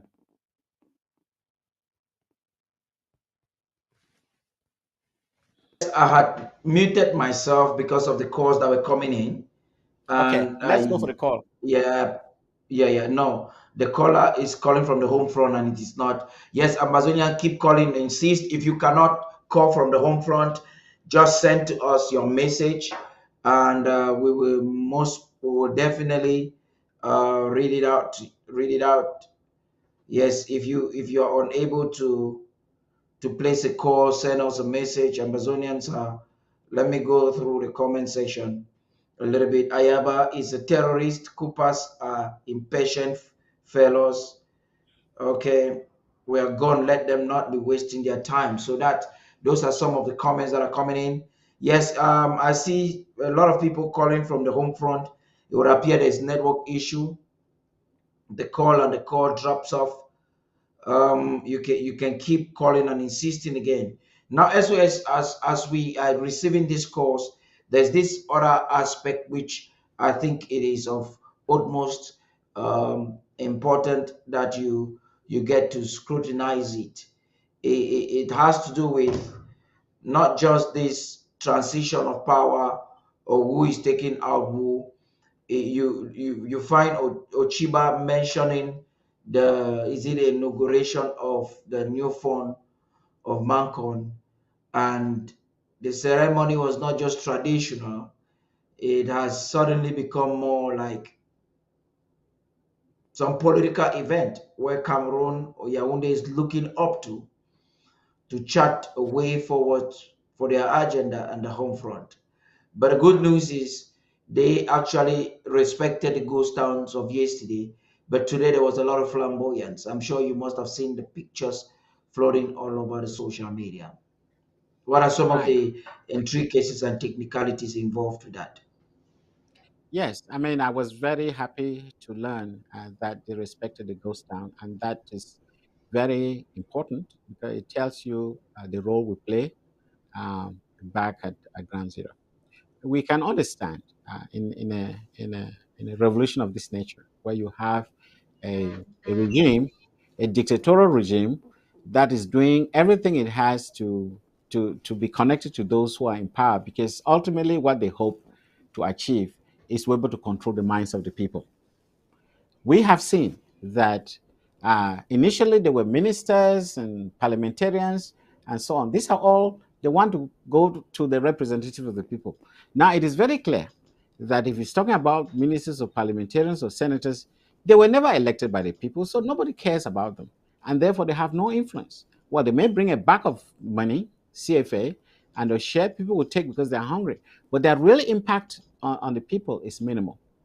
Now you have a paramount fund, like the fund of Mankan, whom we all respect. I wish to state here that I went to Sacred College, Mankan, where I spent 7 years. And I believe during the 7 years, there were many occasions where the fund of Mankan came and spoke to the students. And I really admired his communication skills, his eloquence in speaking, and I also felt sad that he passed away because he was somebody, one of those people I knew throughout my school days. And of course, so the impact that he had in Mancon and elsewhere is quite huge. So I won't be surprised that the fun of or that the president or the governing junta in Yaoundé would want to connect with him. I mean, given the status of the late father or the late fund as far as the CPN party was concerned. To me, again, we understand our strength when we give orders at ground zero. I'm sorry, at the home front, and the fact that they've always followed. That is good enough for us, and it's been shown, especially with the late fund, that his powers, as far as making changes to the way restoration forces or to the way the population behaved was insignificant because they knew that he was siding with the genocidal regime. So we only hope that the gentleman who was taken over, we may have to do a reassessment of his power and the influence that he can make by being neutral as far as politics is concerned. We have made it very clear that in the Sacco administration, chiefs and funds will be apolitical. For their safety, we will consider them as chief executives of their counties. And we will make sure that we give them the tools in order to make sure that they can grow the economies of their county and profit from it in a very legal way. We want to strengthen the chiefdoms. We want to strengthen the fundoms to see what we can do in every county in order to develop it economically. Whether it is Ndian, we'll make sure that resources from Ndian will go to building schools, providing good teachers, quality teachers. We'll make sure a certain percentage is given to that locality as a matter of policy. If it comes to 5 billion or whatever a year, we will give it to that county because it is the product of their own land. Let Ambazonians understand this. The school systems in some of the places where they have very good economic potentials will be reflected in the quality of the schools that they have and the quality of the health services that they have. And they will be proud people. The Sacco government will encourage that and will set a lesson to other counties who may not be ready to exploit their own resources and create opportunities for business. That is the future of Ambazonia.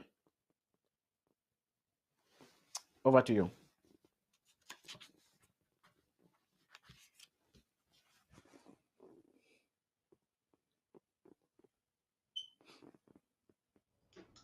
Thank you very much, SOS, for all of that deep what you're giving there.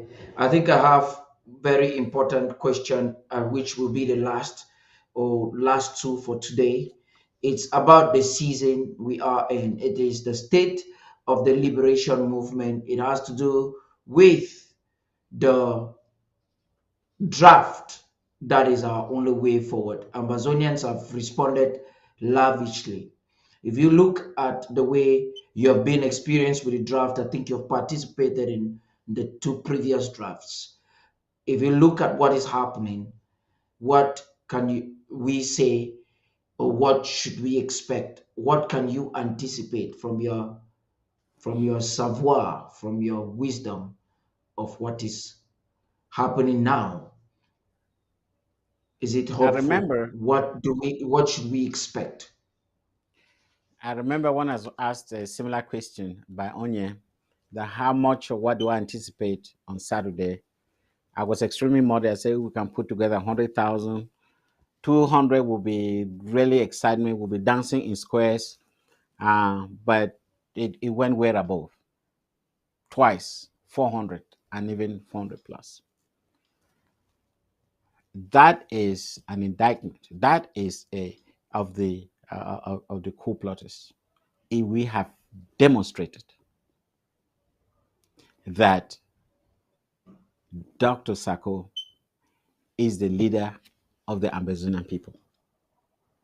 I'm not claiming here that he leads, he holds 100% of the people. No, he does not. I can tell you that. He does not.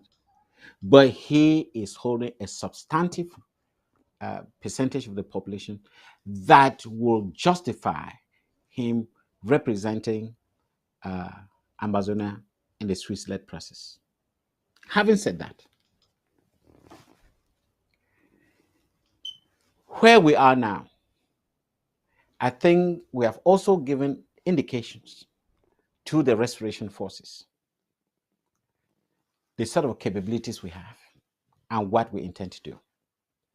Now that we have a very secure platform and we are very certain that these people with itchy fingers will not get close to coffers, I think it is time for the Sako administration, his strategists, the defense, they will sit down and develop a plan of action. That's the best I can say as a communications secretary. There are some strategic issues that can only be discussed within the defense department. And that's way above my level of competence. But what I can tell the Ambazonian people, that the trust that you've shown in the Sako administration through this draft, the enthusiasm that was raised, and the hunger for change, I think we understand and we hear you. So the ball is not court, and the Sako government will do everything in its power to make sure that we meet the objectives that will push us closer to Boya. Over to you, Patty. Yes, thank you, SOS. Before we round up this program, I know you're listening to me. I just want you to stay on the screen. As you stay, I'm just going to be reading to you some of the comments of the people, what they are doing, what they're doing right now. I'm just going to be reading that to you right now. Very interesting. So as you were speaking, Amazonians were basically just reacting to it. Excellent presentation. Dr. Sako is our leader and no one else. We love. That's from Martin Tasso. We love his policies. That's amazing. You know, Milichi with an exhaustive, contagious energy. She was just busy flooding the place with beautiful comments. Anybody who still believes in believes in and supports Chris Arnold with all that is out there, just must be an agent of La République de Cameroon. And so the comments go on and on and on. There are so many. Thank you for the good work, Secretary Mungwa. SOS Mungwa gives the best lessons. Thanks, Dr. Mungwa. Biya requested Aijo to make Cameroon completely a French-speaking country. Aijo rejected, saying that it was going to bring civil war. So it has been President Biya's agenda from way immemorial. Thank you for bringing back the Secretary of State for Communications and IT. Okay, that was when you went off. So Amazonians were reacting very interestingly. And Free Mokom again says, do the Francophones know that they are supposed to have been fighting for their own independence from France rather than trying to hold Southern Cameroons from having theirs? SOS, I think I would love you to react to this because you actually see slaves thinking that their only refuge is to keep us as slaves under them. That's something perhaps you want to react before we move or close this Yeah, segment of our discussion today. right. I mean, keeping us as slaves is is an idea that was sold to them by de Gaulle and was sold to their parents, and the parents turned over to their kids and told them. It's almost like slave trade, where white parents always tell their kids whenever they ask them, "Why do you have black people in America?" They tell them the story. I'm sure, as young men and women, when they ask their parents, why is it that we have these other so-called Cameroonians speaking English, why not French? So, oh yeah, we were given as a present so that they can work for us. De Gaulle did not hide it. He made it very clear. He said, thank you, the Queen, for offering us Ambazonia as a gift, as a free gift. And that's the story that has been told over generations. And that's why slaves don't just get emancipation for nothing. It always comes with a fight. We know that in the United States. Okay, it comes after a fight. And that's where we are right now. So for anyone who thinks that somehow La Republic will just let us go. You must be joking. And when I see leaders of insignificant political parties in Ambazonia supporting the Bija regime, who have no sense of history, who don't even understand why we're where we are, and they have the audacity to tell Dr. Sako that he does not understand the history of Ambazonia or the history of Cameroon, and that they don't support him because they believe that our salvation comes from Yaoundé. I personally feel sorry for them. But at the same time, I'm not surprised. Because when you have people like Diongute, apparently I hear he has a PhD. Maybe he had a PhD from ENAM in law. I don't know. Maybe I don't know. Okay? When you have people of such intellectual ability, who honestly knows that the facts are not on the side of La Republique? You even have people like Monzo, whom we used to go around in his political days at the University of Yaoundé, whom I personally admired. And I thought it was somebody who had a backbone. And you listen to what Dr. Monzo says today. It's actually an abuse of our educational system. If people can hold such flawed opinions about their own country, I'm not a lawyer, and I have to make it very clear, but at least I'm practical. I am practical. So don't come and tell me that our salvation is in Yaoundé, that we have to go to some sort of backdoor negotiation, or that there is a certain law that makes us slaves forever. There is no such law.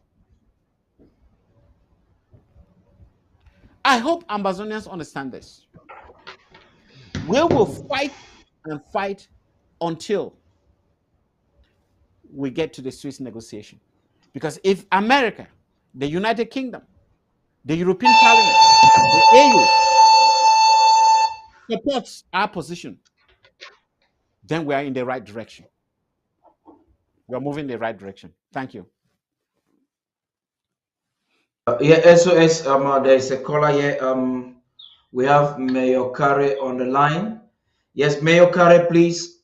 As you are about to make this call, we're just having a breaking news coming here, and that's why you see Amazonians that were watching decided at one time not to be, because I'm at the same time producing this program and making sure. So a breaking news just coming right there now. So I was trying to get it ready so that we can just release it. Mayor Kare, you comment and make or ask your question alongside with this breaking news. SOS, just want us to watch this video, and then we can kick up the commentary, and that's where I think we'll be concluding the program for today. Mayor Kare, please just be patient. Thank you. That is General Okoro on the move.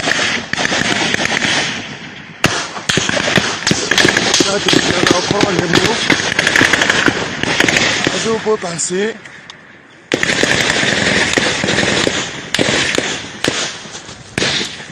that is General Okoro.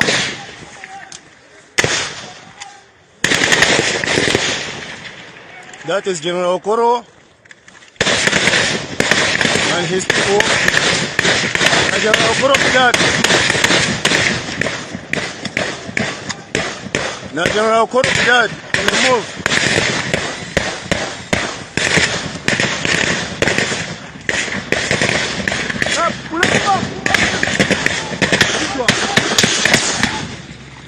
That is General Okoro.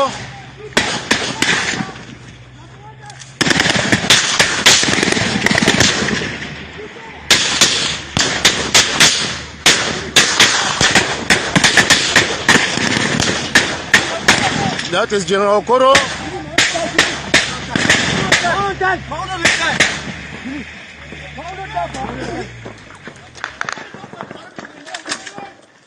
General Okoro live on the move. That is General Okoro.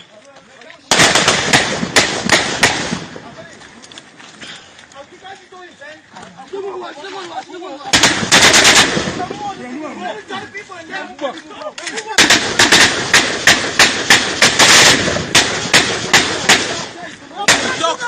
is General Okoro, as you can see. That is General Okoro on the move.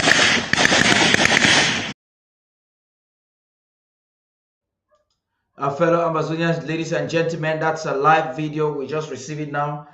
I would say it's breaking news. You can actually see that's a military car there that has been evaded by the Amazonian Restoration Forces, definitely around the catchment of General Okoro. So this was not just some film that was being staged. You can actually see them making some harvests. If you watch the video very closely, you see, let me go close to it. You see them making some harvest. That is the military vehicle. You can see that for yourself. You see that? That is simply amazing. Just enjoy the ambience of it. That is good. So things are already happening and great things are happening. This is amazing. SOS, you're welcome back. I know Thank you you. want to quickly react to that. You want to react to that. But Yes, then yes. Mayor Kare Let me of the say something. defense is here. I don't know if Mayor Kare, that's why you called me. I don't know if that's why you called me or you have many good things to tell Amazonians tonight. Just Let go me right just make a ahead. comment on that. Very quick comment. Yes. Once Thank you again, very much, King. Yes, this is Mayor Kari,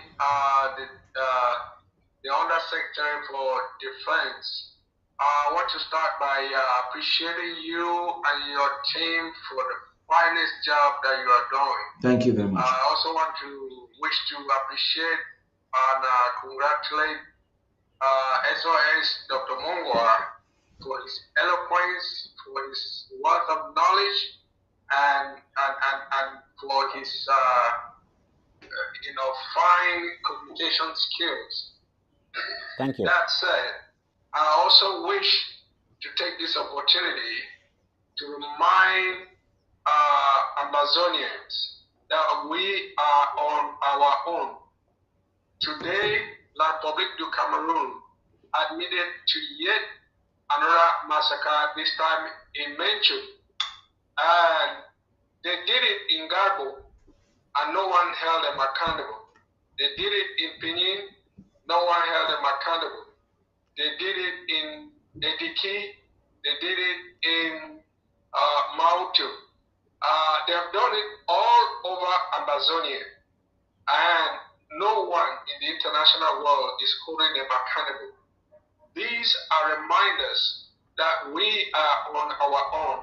That is why we must come together this draft season and draft like there's no tomorrow, and draft like our tomorrow depends on it. Get it? And not only draft, but draft and pay. And draft big. Yes, we are draft big and support ABC Amba TV. Thank you very much. Because we are on our own. The breaking news that we just saw, that is the way forward. That is what is going to take us to Boya. It is not us waiting for somebody out there to come and liberate us. Our liberation, our freedom, it depends on us. Our sovereignty depends on us. And this is the way we are going to do it. By standing shoulder to shoulder, by standing close to one another, by giving our widows might and getting involved. Just giving the money is not enough. We have a lot of, there are so many areas where we can actively get involved to make this journey shorter for us. And so congratulations to, our area for a job well done. This is the kind of activity that we are looking for. This is what is going to happen if we all draft and pay. We are going to get more of this. We are going to bleed the enemy out of our territory, because we are on our own. And then now to close, I have a message for anyone out there who thought that there's another platform other than the platform that is being offered by the structures that we have under this government. The LGA structures, the county structures, the judiciary, the legislative, and so on and so forth. We already have our government restored. There is room on board this train for everyone. If you want to go out there and subject yourself to the individual opinions of the likes of Christopher Arnold, that is your cup of tea. If you want to go out there and subject yourself to the individual opinions of people like the nunchucks of the world, that is your individual cup of tea. But just know that the structures that we have created under this government are there, just waiting for you. Come back home, get involved in your LGA, get involved in your county, and you will have a free communication channel to channel your frustration, to channel your opinion, your frustration against the enemy, and channel your opinion to your fellow Amazonians and to the international community. So if there's anyone out there who are willing and determined and I want to have their voice heard, they need to come home. I'm addressing myself specifically to anyone who thought that there was another platform anywhere that is better or greater than what we have created here. There is none. This is one and only. So that is my message to the Amazonian people. Thank you. My message to the world. I just hope that Dr. Mungwa will find time to explain to the Amazonian people what exactly happened in Womb and call the perpetrators out for it, call them out for it. Yet another massacre on the Amazonian soil. That is one more. That is one more too many. We are not going to tolerate this. We are not going to accept this. And the only way we can send that message out there, clean and clear, is if we draft like our lives depends on it. Thank you very much. I yield. Yeah, thank you very much for that wonderful one. It's amazing. Thank you. Hello, sir. Right. Thank you. Thank you, Mayor Kari. I always say you always intervene at a very critical moment during our show. And thank you for the service to Ambazonia as the Undersecretary for Defense for the IG. I really value your leadership and I value your opinions, and I'm very happy that you brought this breaking news. Now, again, let me tell Ambazonians, for the first time in its history, for the first time since 1961, we have a military that can defend ourselves. Let Ambazonians understand this. Over the years, we thought sitting down with La Republique would make sense because you thought they were gentlemen. And look at what has happened over the past 60 to 70 years. They've turned a blind eye to us. And the moment that we took arms to defend ourselves, you see what has changed. From name calling to now they even recognize us as Southern Cameroonians. The liberation of Southern Cameroon is in the hands of Southern Cameroonians. Never be deceived that some great leader, if you can call them leaders in La Republique, will ever want us to be liberated. They will never do it. As I said earlier, this is the Balfour Declaration. And if people don't know what it is, it was a declaration that the British guaranteed the Israelis that they have a homeland. Ours is Senate Resolution 684. is an equivalent of the Balfour Declaration. Thanks to the American Senate, they look into the challenges that we've gone through since 1961. And they came to a conclusion that it is our right to sit down on a table without any conditions and talk with La Republique. And talking with La Republique means we have to define our sovereignty. We are not coming there as subjects of La Republique. We're coming there as leaders of an independent sovereign nation. And let it be known, Dr. Sako is not going to sit in some backstreet house to negotiate with spies because he thinks that he wants money. It will never happen. Not under his watch. And I want Ambazonians to know this.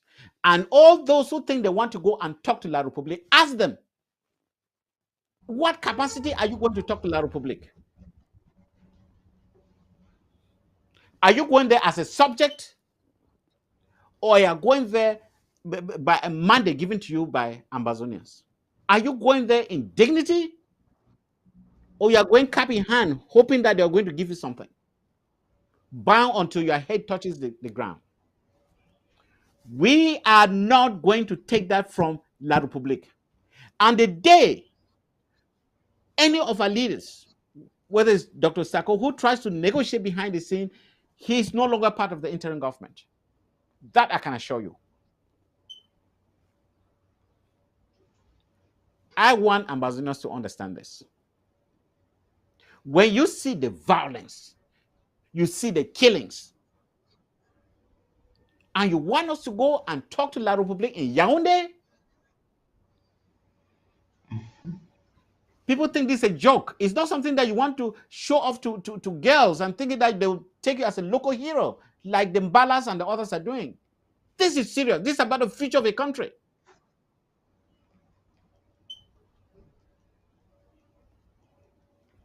We are not going to sell Ambazonia for material gains. That's not going to happen. That I can assure you. And for those who actually believe in this struggle, and you think that the interim government will not do that, is not capable, then you have to make up your mind and bring the alternative that you think you're going to convince the people with. Over you, Paddy. That's amazing, fellow Amazonians, ladies and gentlemen. You have just been listening to the Secretary of State for Communications and IT with this State of the Liberation Movement. Mr. Secretary of State, please, we've come to close up this program, but I'd like you just to give your closing remark. And before you do that, the news that is just coming from the home front has excited Amazonians. I'm going through the comment section. They are just jubilating, exciting, and liking and appreciating your insightful explanations. I think that at this wonderful time, it is important for you to give your closing remark. Thank you. Fellow Ambazonians, at this moment in time, the interim government, under the leadership of Dr. Sako, has made it very clear to you what the objective of this fight is all about.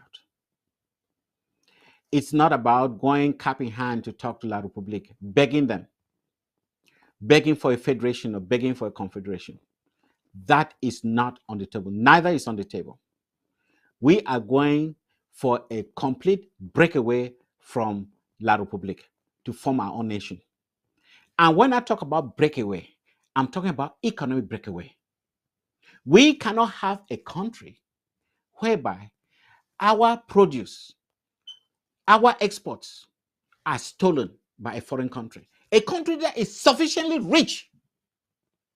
France keeps 50% of our foreign exports for itself.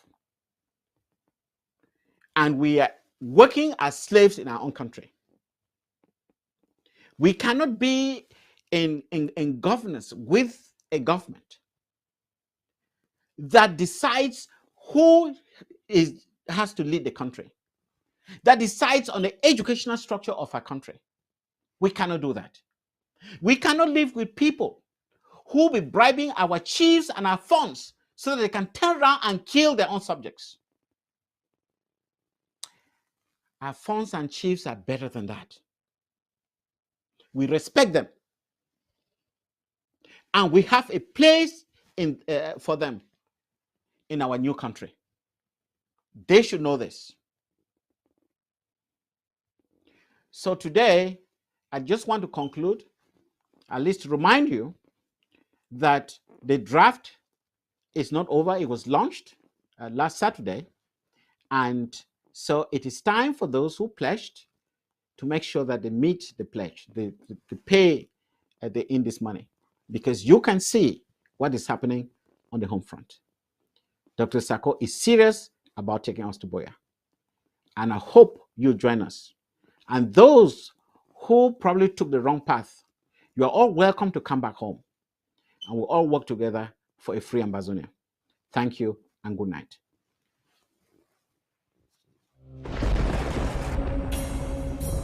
The number one most important thing for every Ambazonian to do right now is to draft. Draft and draft and draft. People of Ambazonia, draft.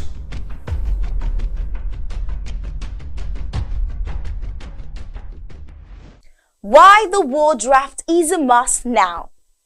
Fellow Ambazonians, after 5 years of relentlessly fighting for the liberation of our homeland from the genocidal occupation of French Cameroon, it's very important that we remember why we are fighting and why it's so absolutely necessary that we continue to fund the struggle by joining the war draft and making even greater sacrifices than before. When the United Nations General Assembly in Resolution 1608-XV of April 21, 1961, granted independence to the Southern Cameroon's Ambazonia, they did not expect that 61 years after, this territory will be forcefully annexed and colonized by a belligerent neighbor. It must be noted here that the territory of the Southern Cameroons had already attained self-government as early as 1954, a status we enjoyed up to 1972, when the state of West Cameroon, Southern Cameroons, was illegally annexed, overrun, and occupied by French Cameroon. And because the Southern Cameroons within secure, internationally recognized boundaries, she had a functional police force under the direct command of the Prime Minister and head of government, including a mobile paramilitary wing that played the role of a territorial self-defense force. It was this vibrant territorial force that was illegally and surreptitiously disbanded by the Yaoundé regime in the mid-60s, when our nationalist leader and head of government of the Southern Cameroons, Bobe Augustin Ngom-Jua, was overthrown by the creeping annexationist regime of Amadou Ahidjo. So as we enter another patriotic war draft and fundraiser for our violent restoration forces, we must remember that just as we restored Dr. Ndele's government on October 1st, 2017, we are also restoring our territorial self-defense force, now dubbed the Ambazonian Restoration Forces, ARF. Charged with not only the defense of our country and our nation, but also with driving out for once the occupation forces of genocidal Cameroon. Taking part in the war draft for our Ambazonian Restoration Forces is therefore a great patriotic duty that we must all embrace. As we speak, the country of Ukraine is under attack, with parts of her territory occupied by the Russians. We have seen how the Ukrainians have risen like one man to defend their territory, instituting a war draft that has prohibited men from the ages of 18 to 60 years of age from leaving the country. Not only are they not allowed to leave the country, but they're also compelled to take an active part in the defense of their country against the occupying forces of Russia. This is the same patriotic fervor that we expect from all Ambazonians now in fulfilling our sacred duty of defending and freeing the motherland from the genocidal grip of Cameroon's occupation forces. Thousands of our young men and women have risen since 2017, picking up arms and fighting the occupation forces to the death. We've lost thousands with many more injured, while thousands more are in the bushes fighting day and night to drive out the occupiers. It's therefore imperative that those of us, especially those in the diaspora, that are not confronting the enemy on the ground play our part and fulfill a sacred duty of drafting, raising the funds, and providing the logistics that our restoration forces need to resist the occupiers. Fellow Ambazonians, joining the draft and contributing generously is not a matter of choice for any Ambazonia, but a sacred duty to oneself, family, and the nation. They say sacrifice makes gods of men, makes us sacred, so let us do our duty now. Our President, His Excellency Dr. Samuel Ikome Sako, and the Resource Mobilization Department will be visiting each and every county soon for another round of the draft. Based on the current geopolitical atmosphere, this is a time for us to empower our restoration fighters on the ground to achieve some of our key strategic and military goals to once more prove to the world that we are ready to not only reclaim, but to defend our country after liberation from any future aggression. By building a formidable, responsible, and credible self-defense force, Ambazonians will be proving to the world that we are a responsible state and ready to play a constructive role in the Gulf of Guinea. The rest of the world is watching and waiting to see how capable Ambazonians are in terms of establishing themselves as Africa's newest state. We must therefore make even greater sacrifices in our efforts to upgrade our valiant restoration forces as they lay their lives on the line to liberate Ambazonia. As a footnote, we must remember that it costs between $3,000 to $5,000 to properly equip each restoration fighter to effectively engage the enemy. So as we look up to our boys on the ground, expecting results from them, we must first ask ourselves how far we've gone to empower them. We must first ask ourselves how much financial sacrifices we have made to provide them the means to fulfill their sacred duties. Fellow Ambazonians, this is the time for us to draft until we drop. That must be our slogan and rallying cry now. And along the way, we should be asking ourselves some critical questions. Are we still enjoying 3 square meals a day while our boys on the ground lack the basic gear they need to resist the occupiers? Are we still living a life of luxury and comfort while our brave restoration forces lack medical supplies at the front? Are we still throwing big birthday bashes while our restoration forces lack basic communications equipment to maximize their efforts? Are we still going on cruises and expensive vacations while our IDFs on the ground go without food and logistics? Are we still finding excuses not to make the necessary sacrifices and drafting big while our restoration forces lack the game-changing equipment that they so desperately need to bleed the enemy?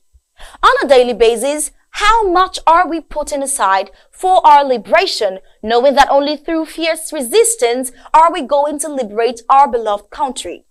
Are we providing the federal government and the CIC the means to carry out some of the critical intelligence and other special operations across the national territory? Fellow Ambazonians, as we ponder these questions, we must remember that a goal that is not funded is nothing but a wish. And we must not let Ambazonia die as a wish, because we failed to fulfill our patriotic duties by making the great sacrifices befitting of a great people. Fellow Ambazonians, the war draft once more is coming to your county. Stand up and be counted. No great victory was ever achieved than by greater sacrifices. We are enough, so let's draft, and draft until we drop. Our existence as a people depends on that. Yes, yes, yes. Let us draft and draft and draft until we drop. That's the slogan. Let us draft, draft, and draft until we dropped. It is the draft season. The draft has commenced. We will be announcing to you before the week runs out the first county that will be drafted upper upper Saturday, not this Saturday. I was informed by resource mobilization that there will be no draft this Saturday. But most probably, starting next Saturday, there will be a county that will be drafted. And ABC Amber TV is set and ready to take the ambience of the draft, the energy and communication to a very high extent. Tomorrow, I will be live at 9 p.m. Amber time with a great crew at 8 p.m. Amber time with some of our defense officials. I hope to get in touch with them so that we can get deep into a discussion to find out exactly what is happening in the counties, to celebrate some of the victories we have just seen from Okoro. You can have such authentic information as to what is happening on the home front only with ABC Amber TV. Once again, I'm calling on every Amazonian watching this program. It's important. You have seen a couple of times Facebook blocks our content, maybe because of their regulations that are not properly defined. Cameroon can easily manipulate Mark Zuckerberg's team to stop us at any time. It so pleases them. Either we are stopped on YouTube or on Facebook. So it is not a guarantee for us to invest all of what we have there in terms of human resource. That's exactly the reason we're calling on every Amazonian to visit our website, become a part of the club. The only engagement you would have is at the basic of $10 a month. Become a part of the club. You can as well make a one-time donation. Join the club. As soon as you subscribe, we'll add you into the club forum, and you can always have discussions. We're going to create the Undaunted News forum that every Amazonian will be a part of it. You can always come there and we will send out details of that forum. We will have some of our anchor ladies in the forum. You may not know the number they are using to connect in the forum.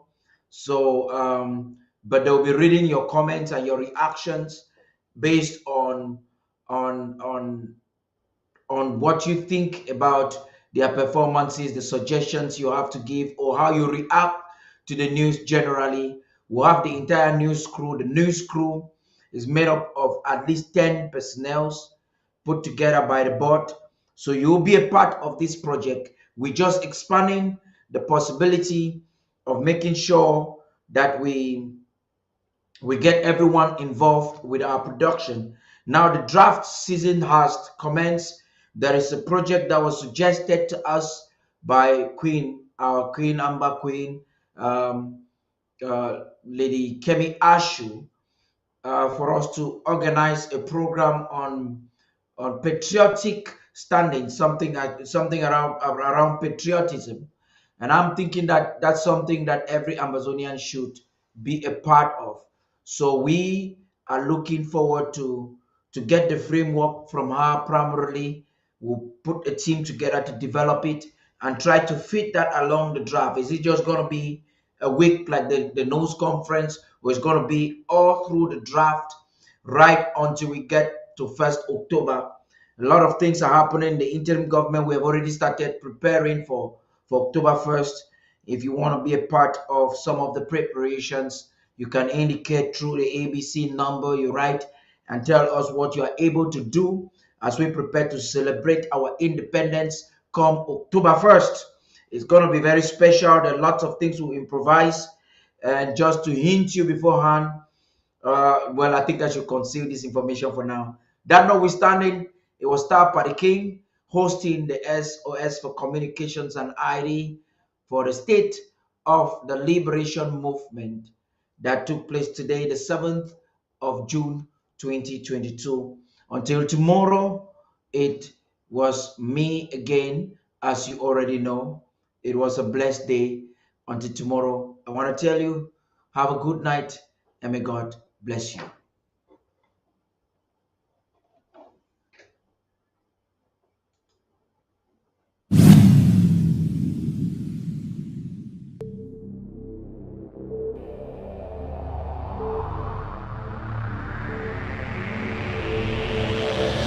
The media greatly influences society. They inform people about what is happening. It permeates people's lives by creating their own criteria and opinions. In this way, the media moves the masses, creating different social movements. For over 60 years, the people of Ambazonia were deprived of such privileges. The privilege to enhance their own criteria and opinion. They have suffered cultural genocide for 6 long decades, but not in this age and not with undaunted ABC Amber News on board. You must understand that wars are fought and won in the media. The speed of the revolution on Ambazonia's quest for freedom cannot be explained without highlighting the diligent use of the media. Franco-Cameroon colonizers, among other strategic moves, weaponized the media against Ambazonia for so long, and they continue to do so even today. The question would be, how much do the oppressed people of Ambazonia need to counter the media rage? Indeed, how much more is required to stop the genocide? The carnage in Ambazonia didn't start today. In 1961, 1972, 1984, and 1992, Ambazonians were slaughtered in huge numbers and help was not forthcoming. Why? Because the oppressor was the piper in the media. The good news is we have what it takes to dictate the pace. Right now, ABC Amber TV is taking advantage of the wonders of multimedia aggressively to inform the misinformed and disinformed with undaunted and other revolutionary programs bringing it to the news untold stories. Most importantly, to win the media war by taking ABC Amber TV into every multimedia platform. In a word, where the importance of storytelling can never be overemphasized, Ambazonians has to tell her own story, not the other way round. And like we say it always, Ambazonia must narrate her story accurately. We can do this together, you know, right? You are just a click away. Visit our website at www.abcambertv.com, and the steps are quite simple. With just a click on the website, you can become a club member with so many benefits. You can also make a one-time donation, advertise and showcase your goods and services at the marketplace on the website. That was easy, right? You're welcome on board. And thank you for opting for the winning team.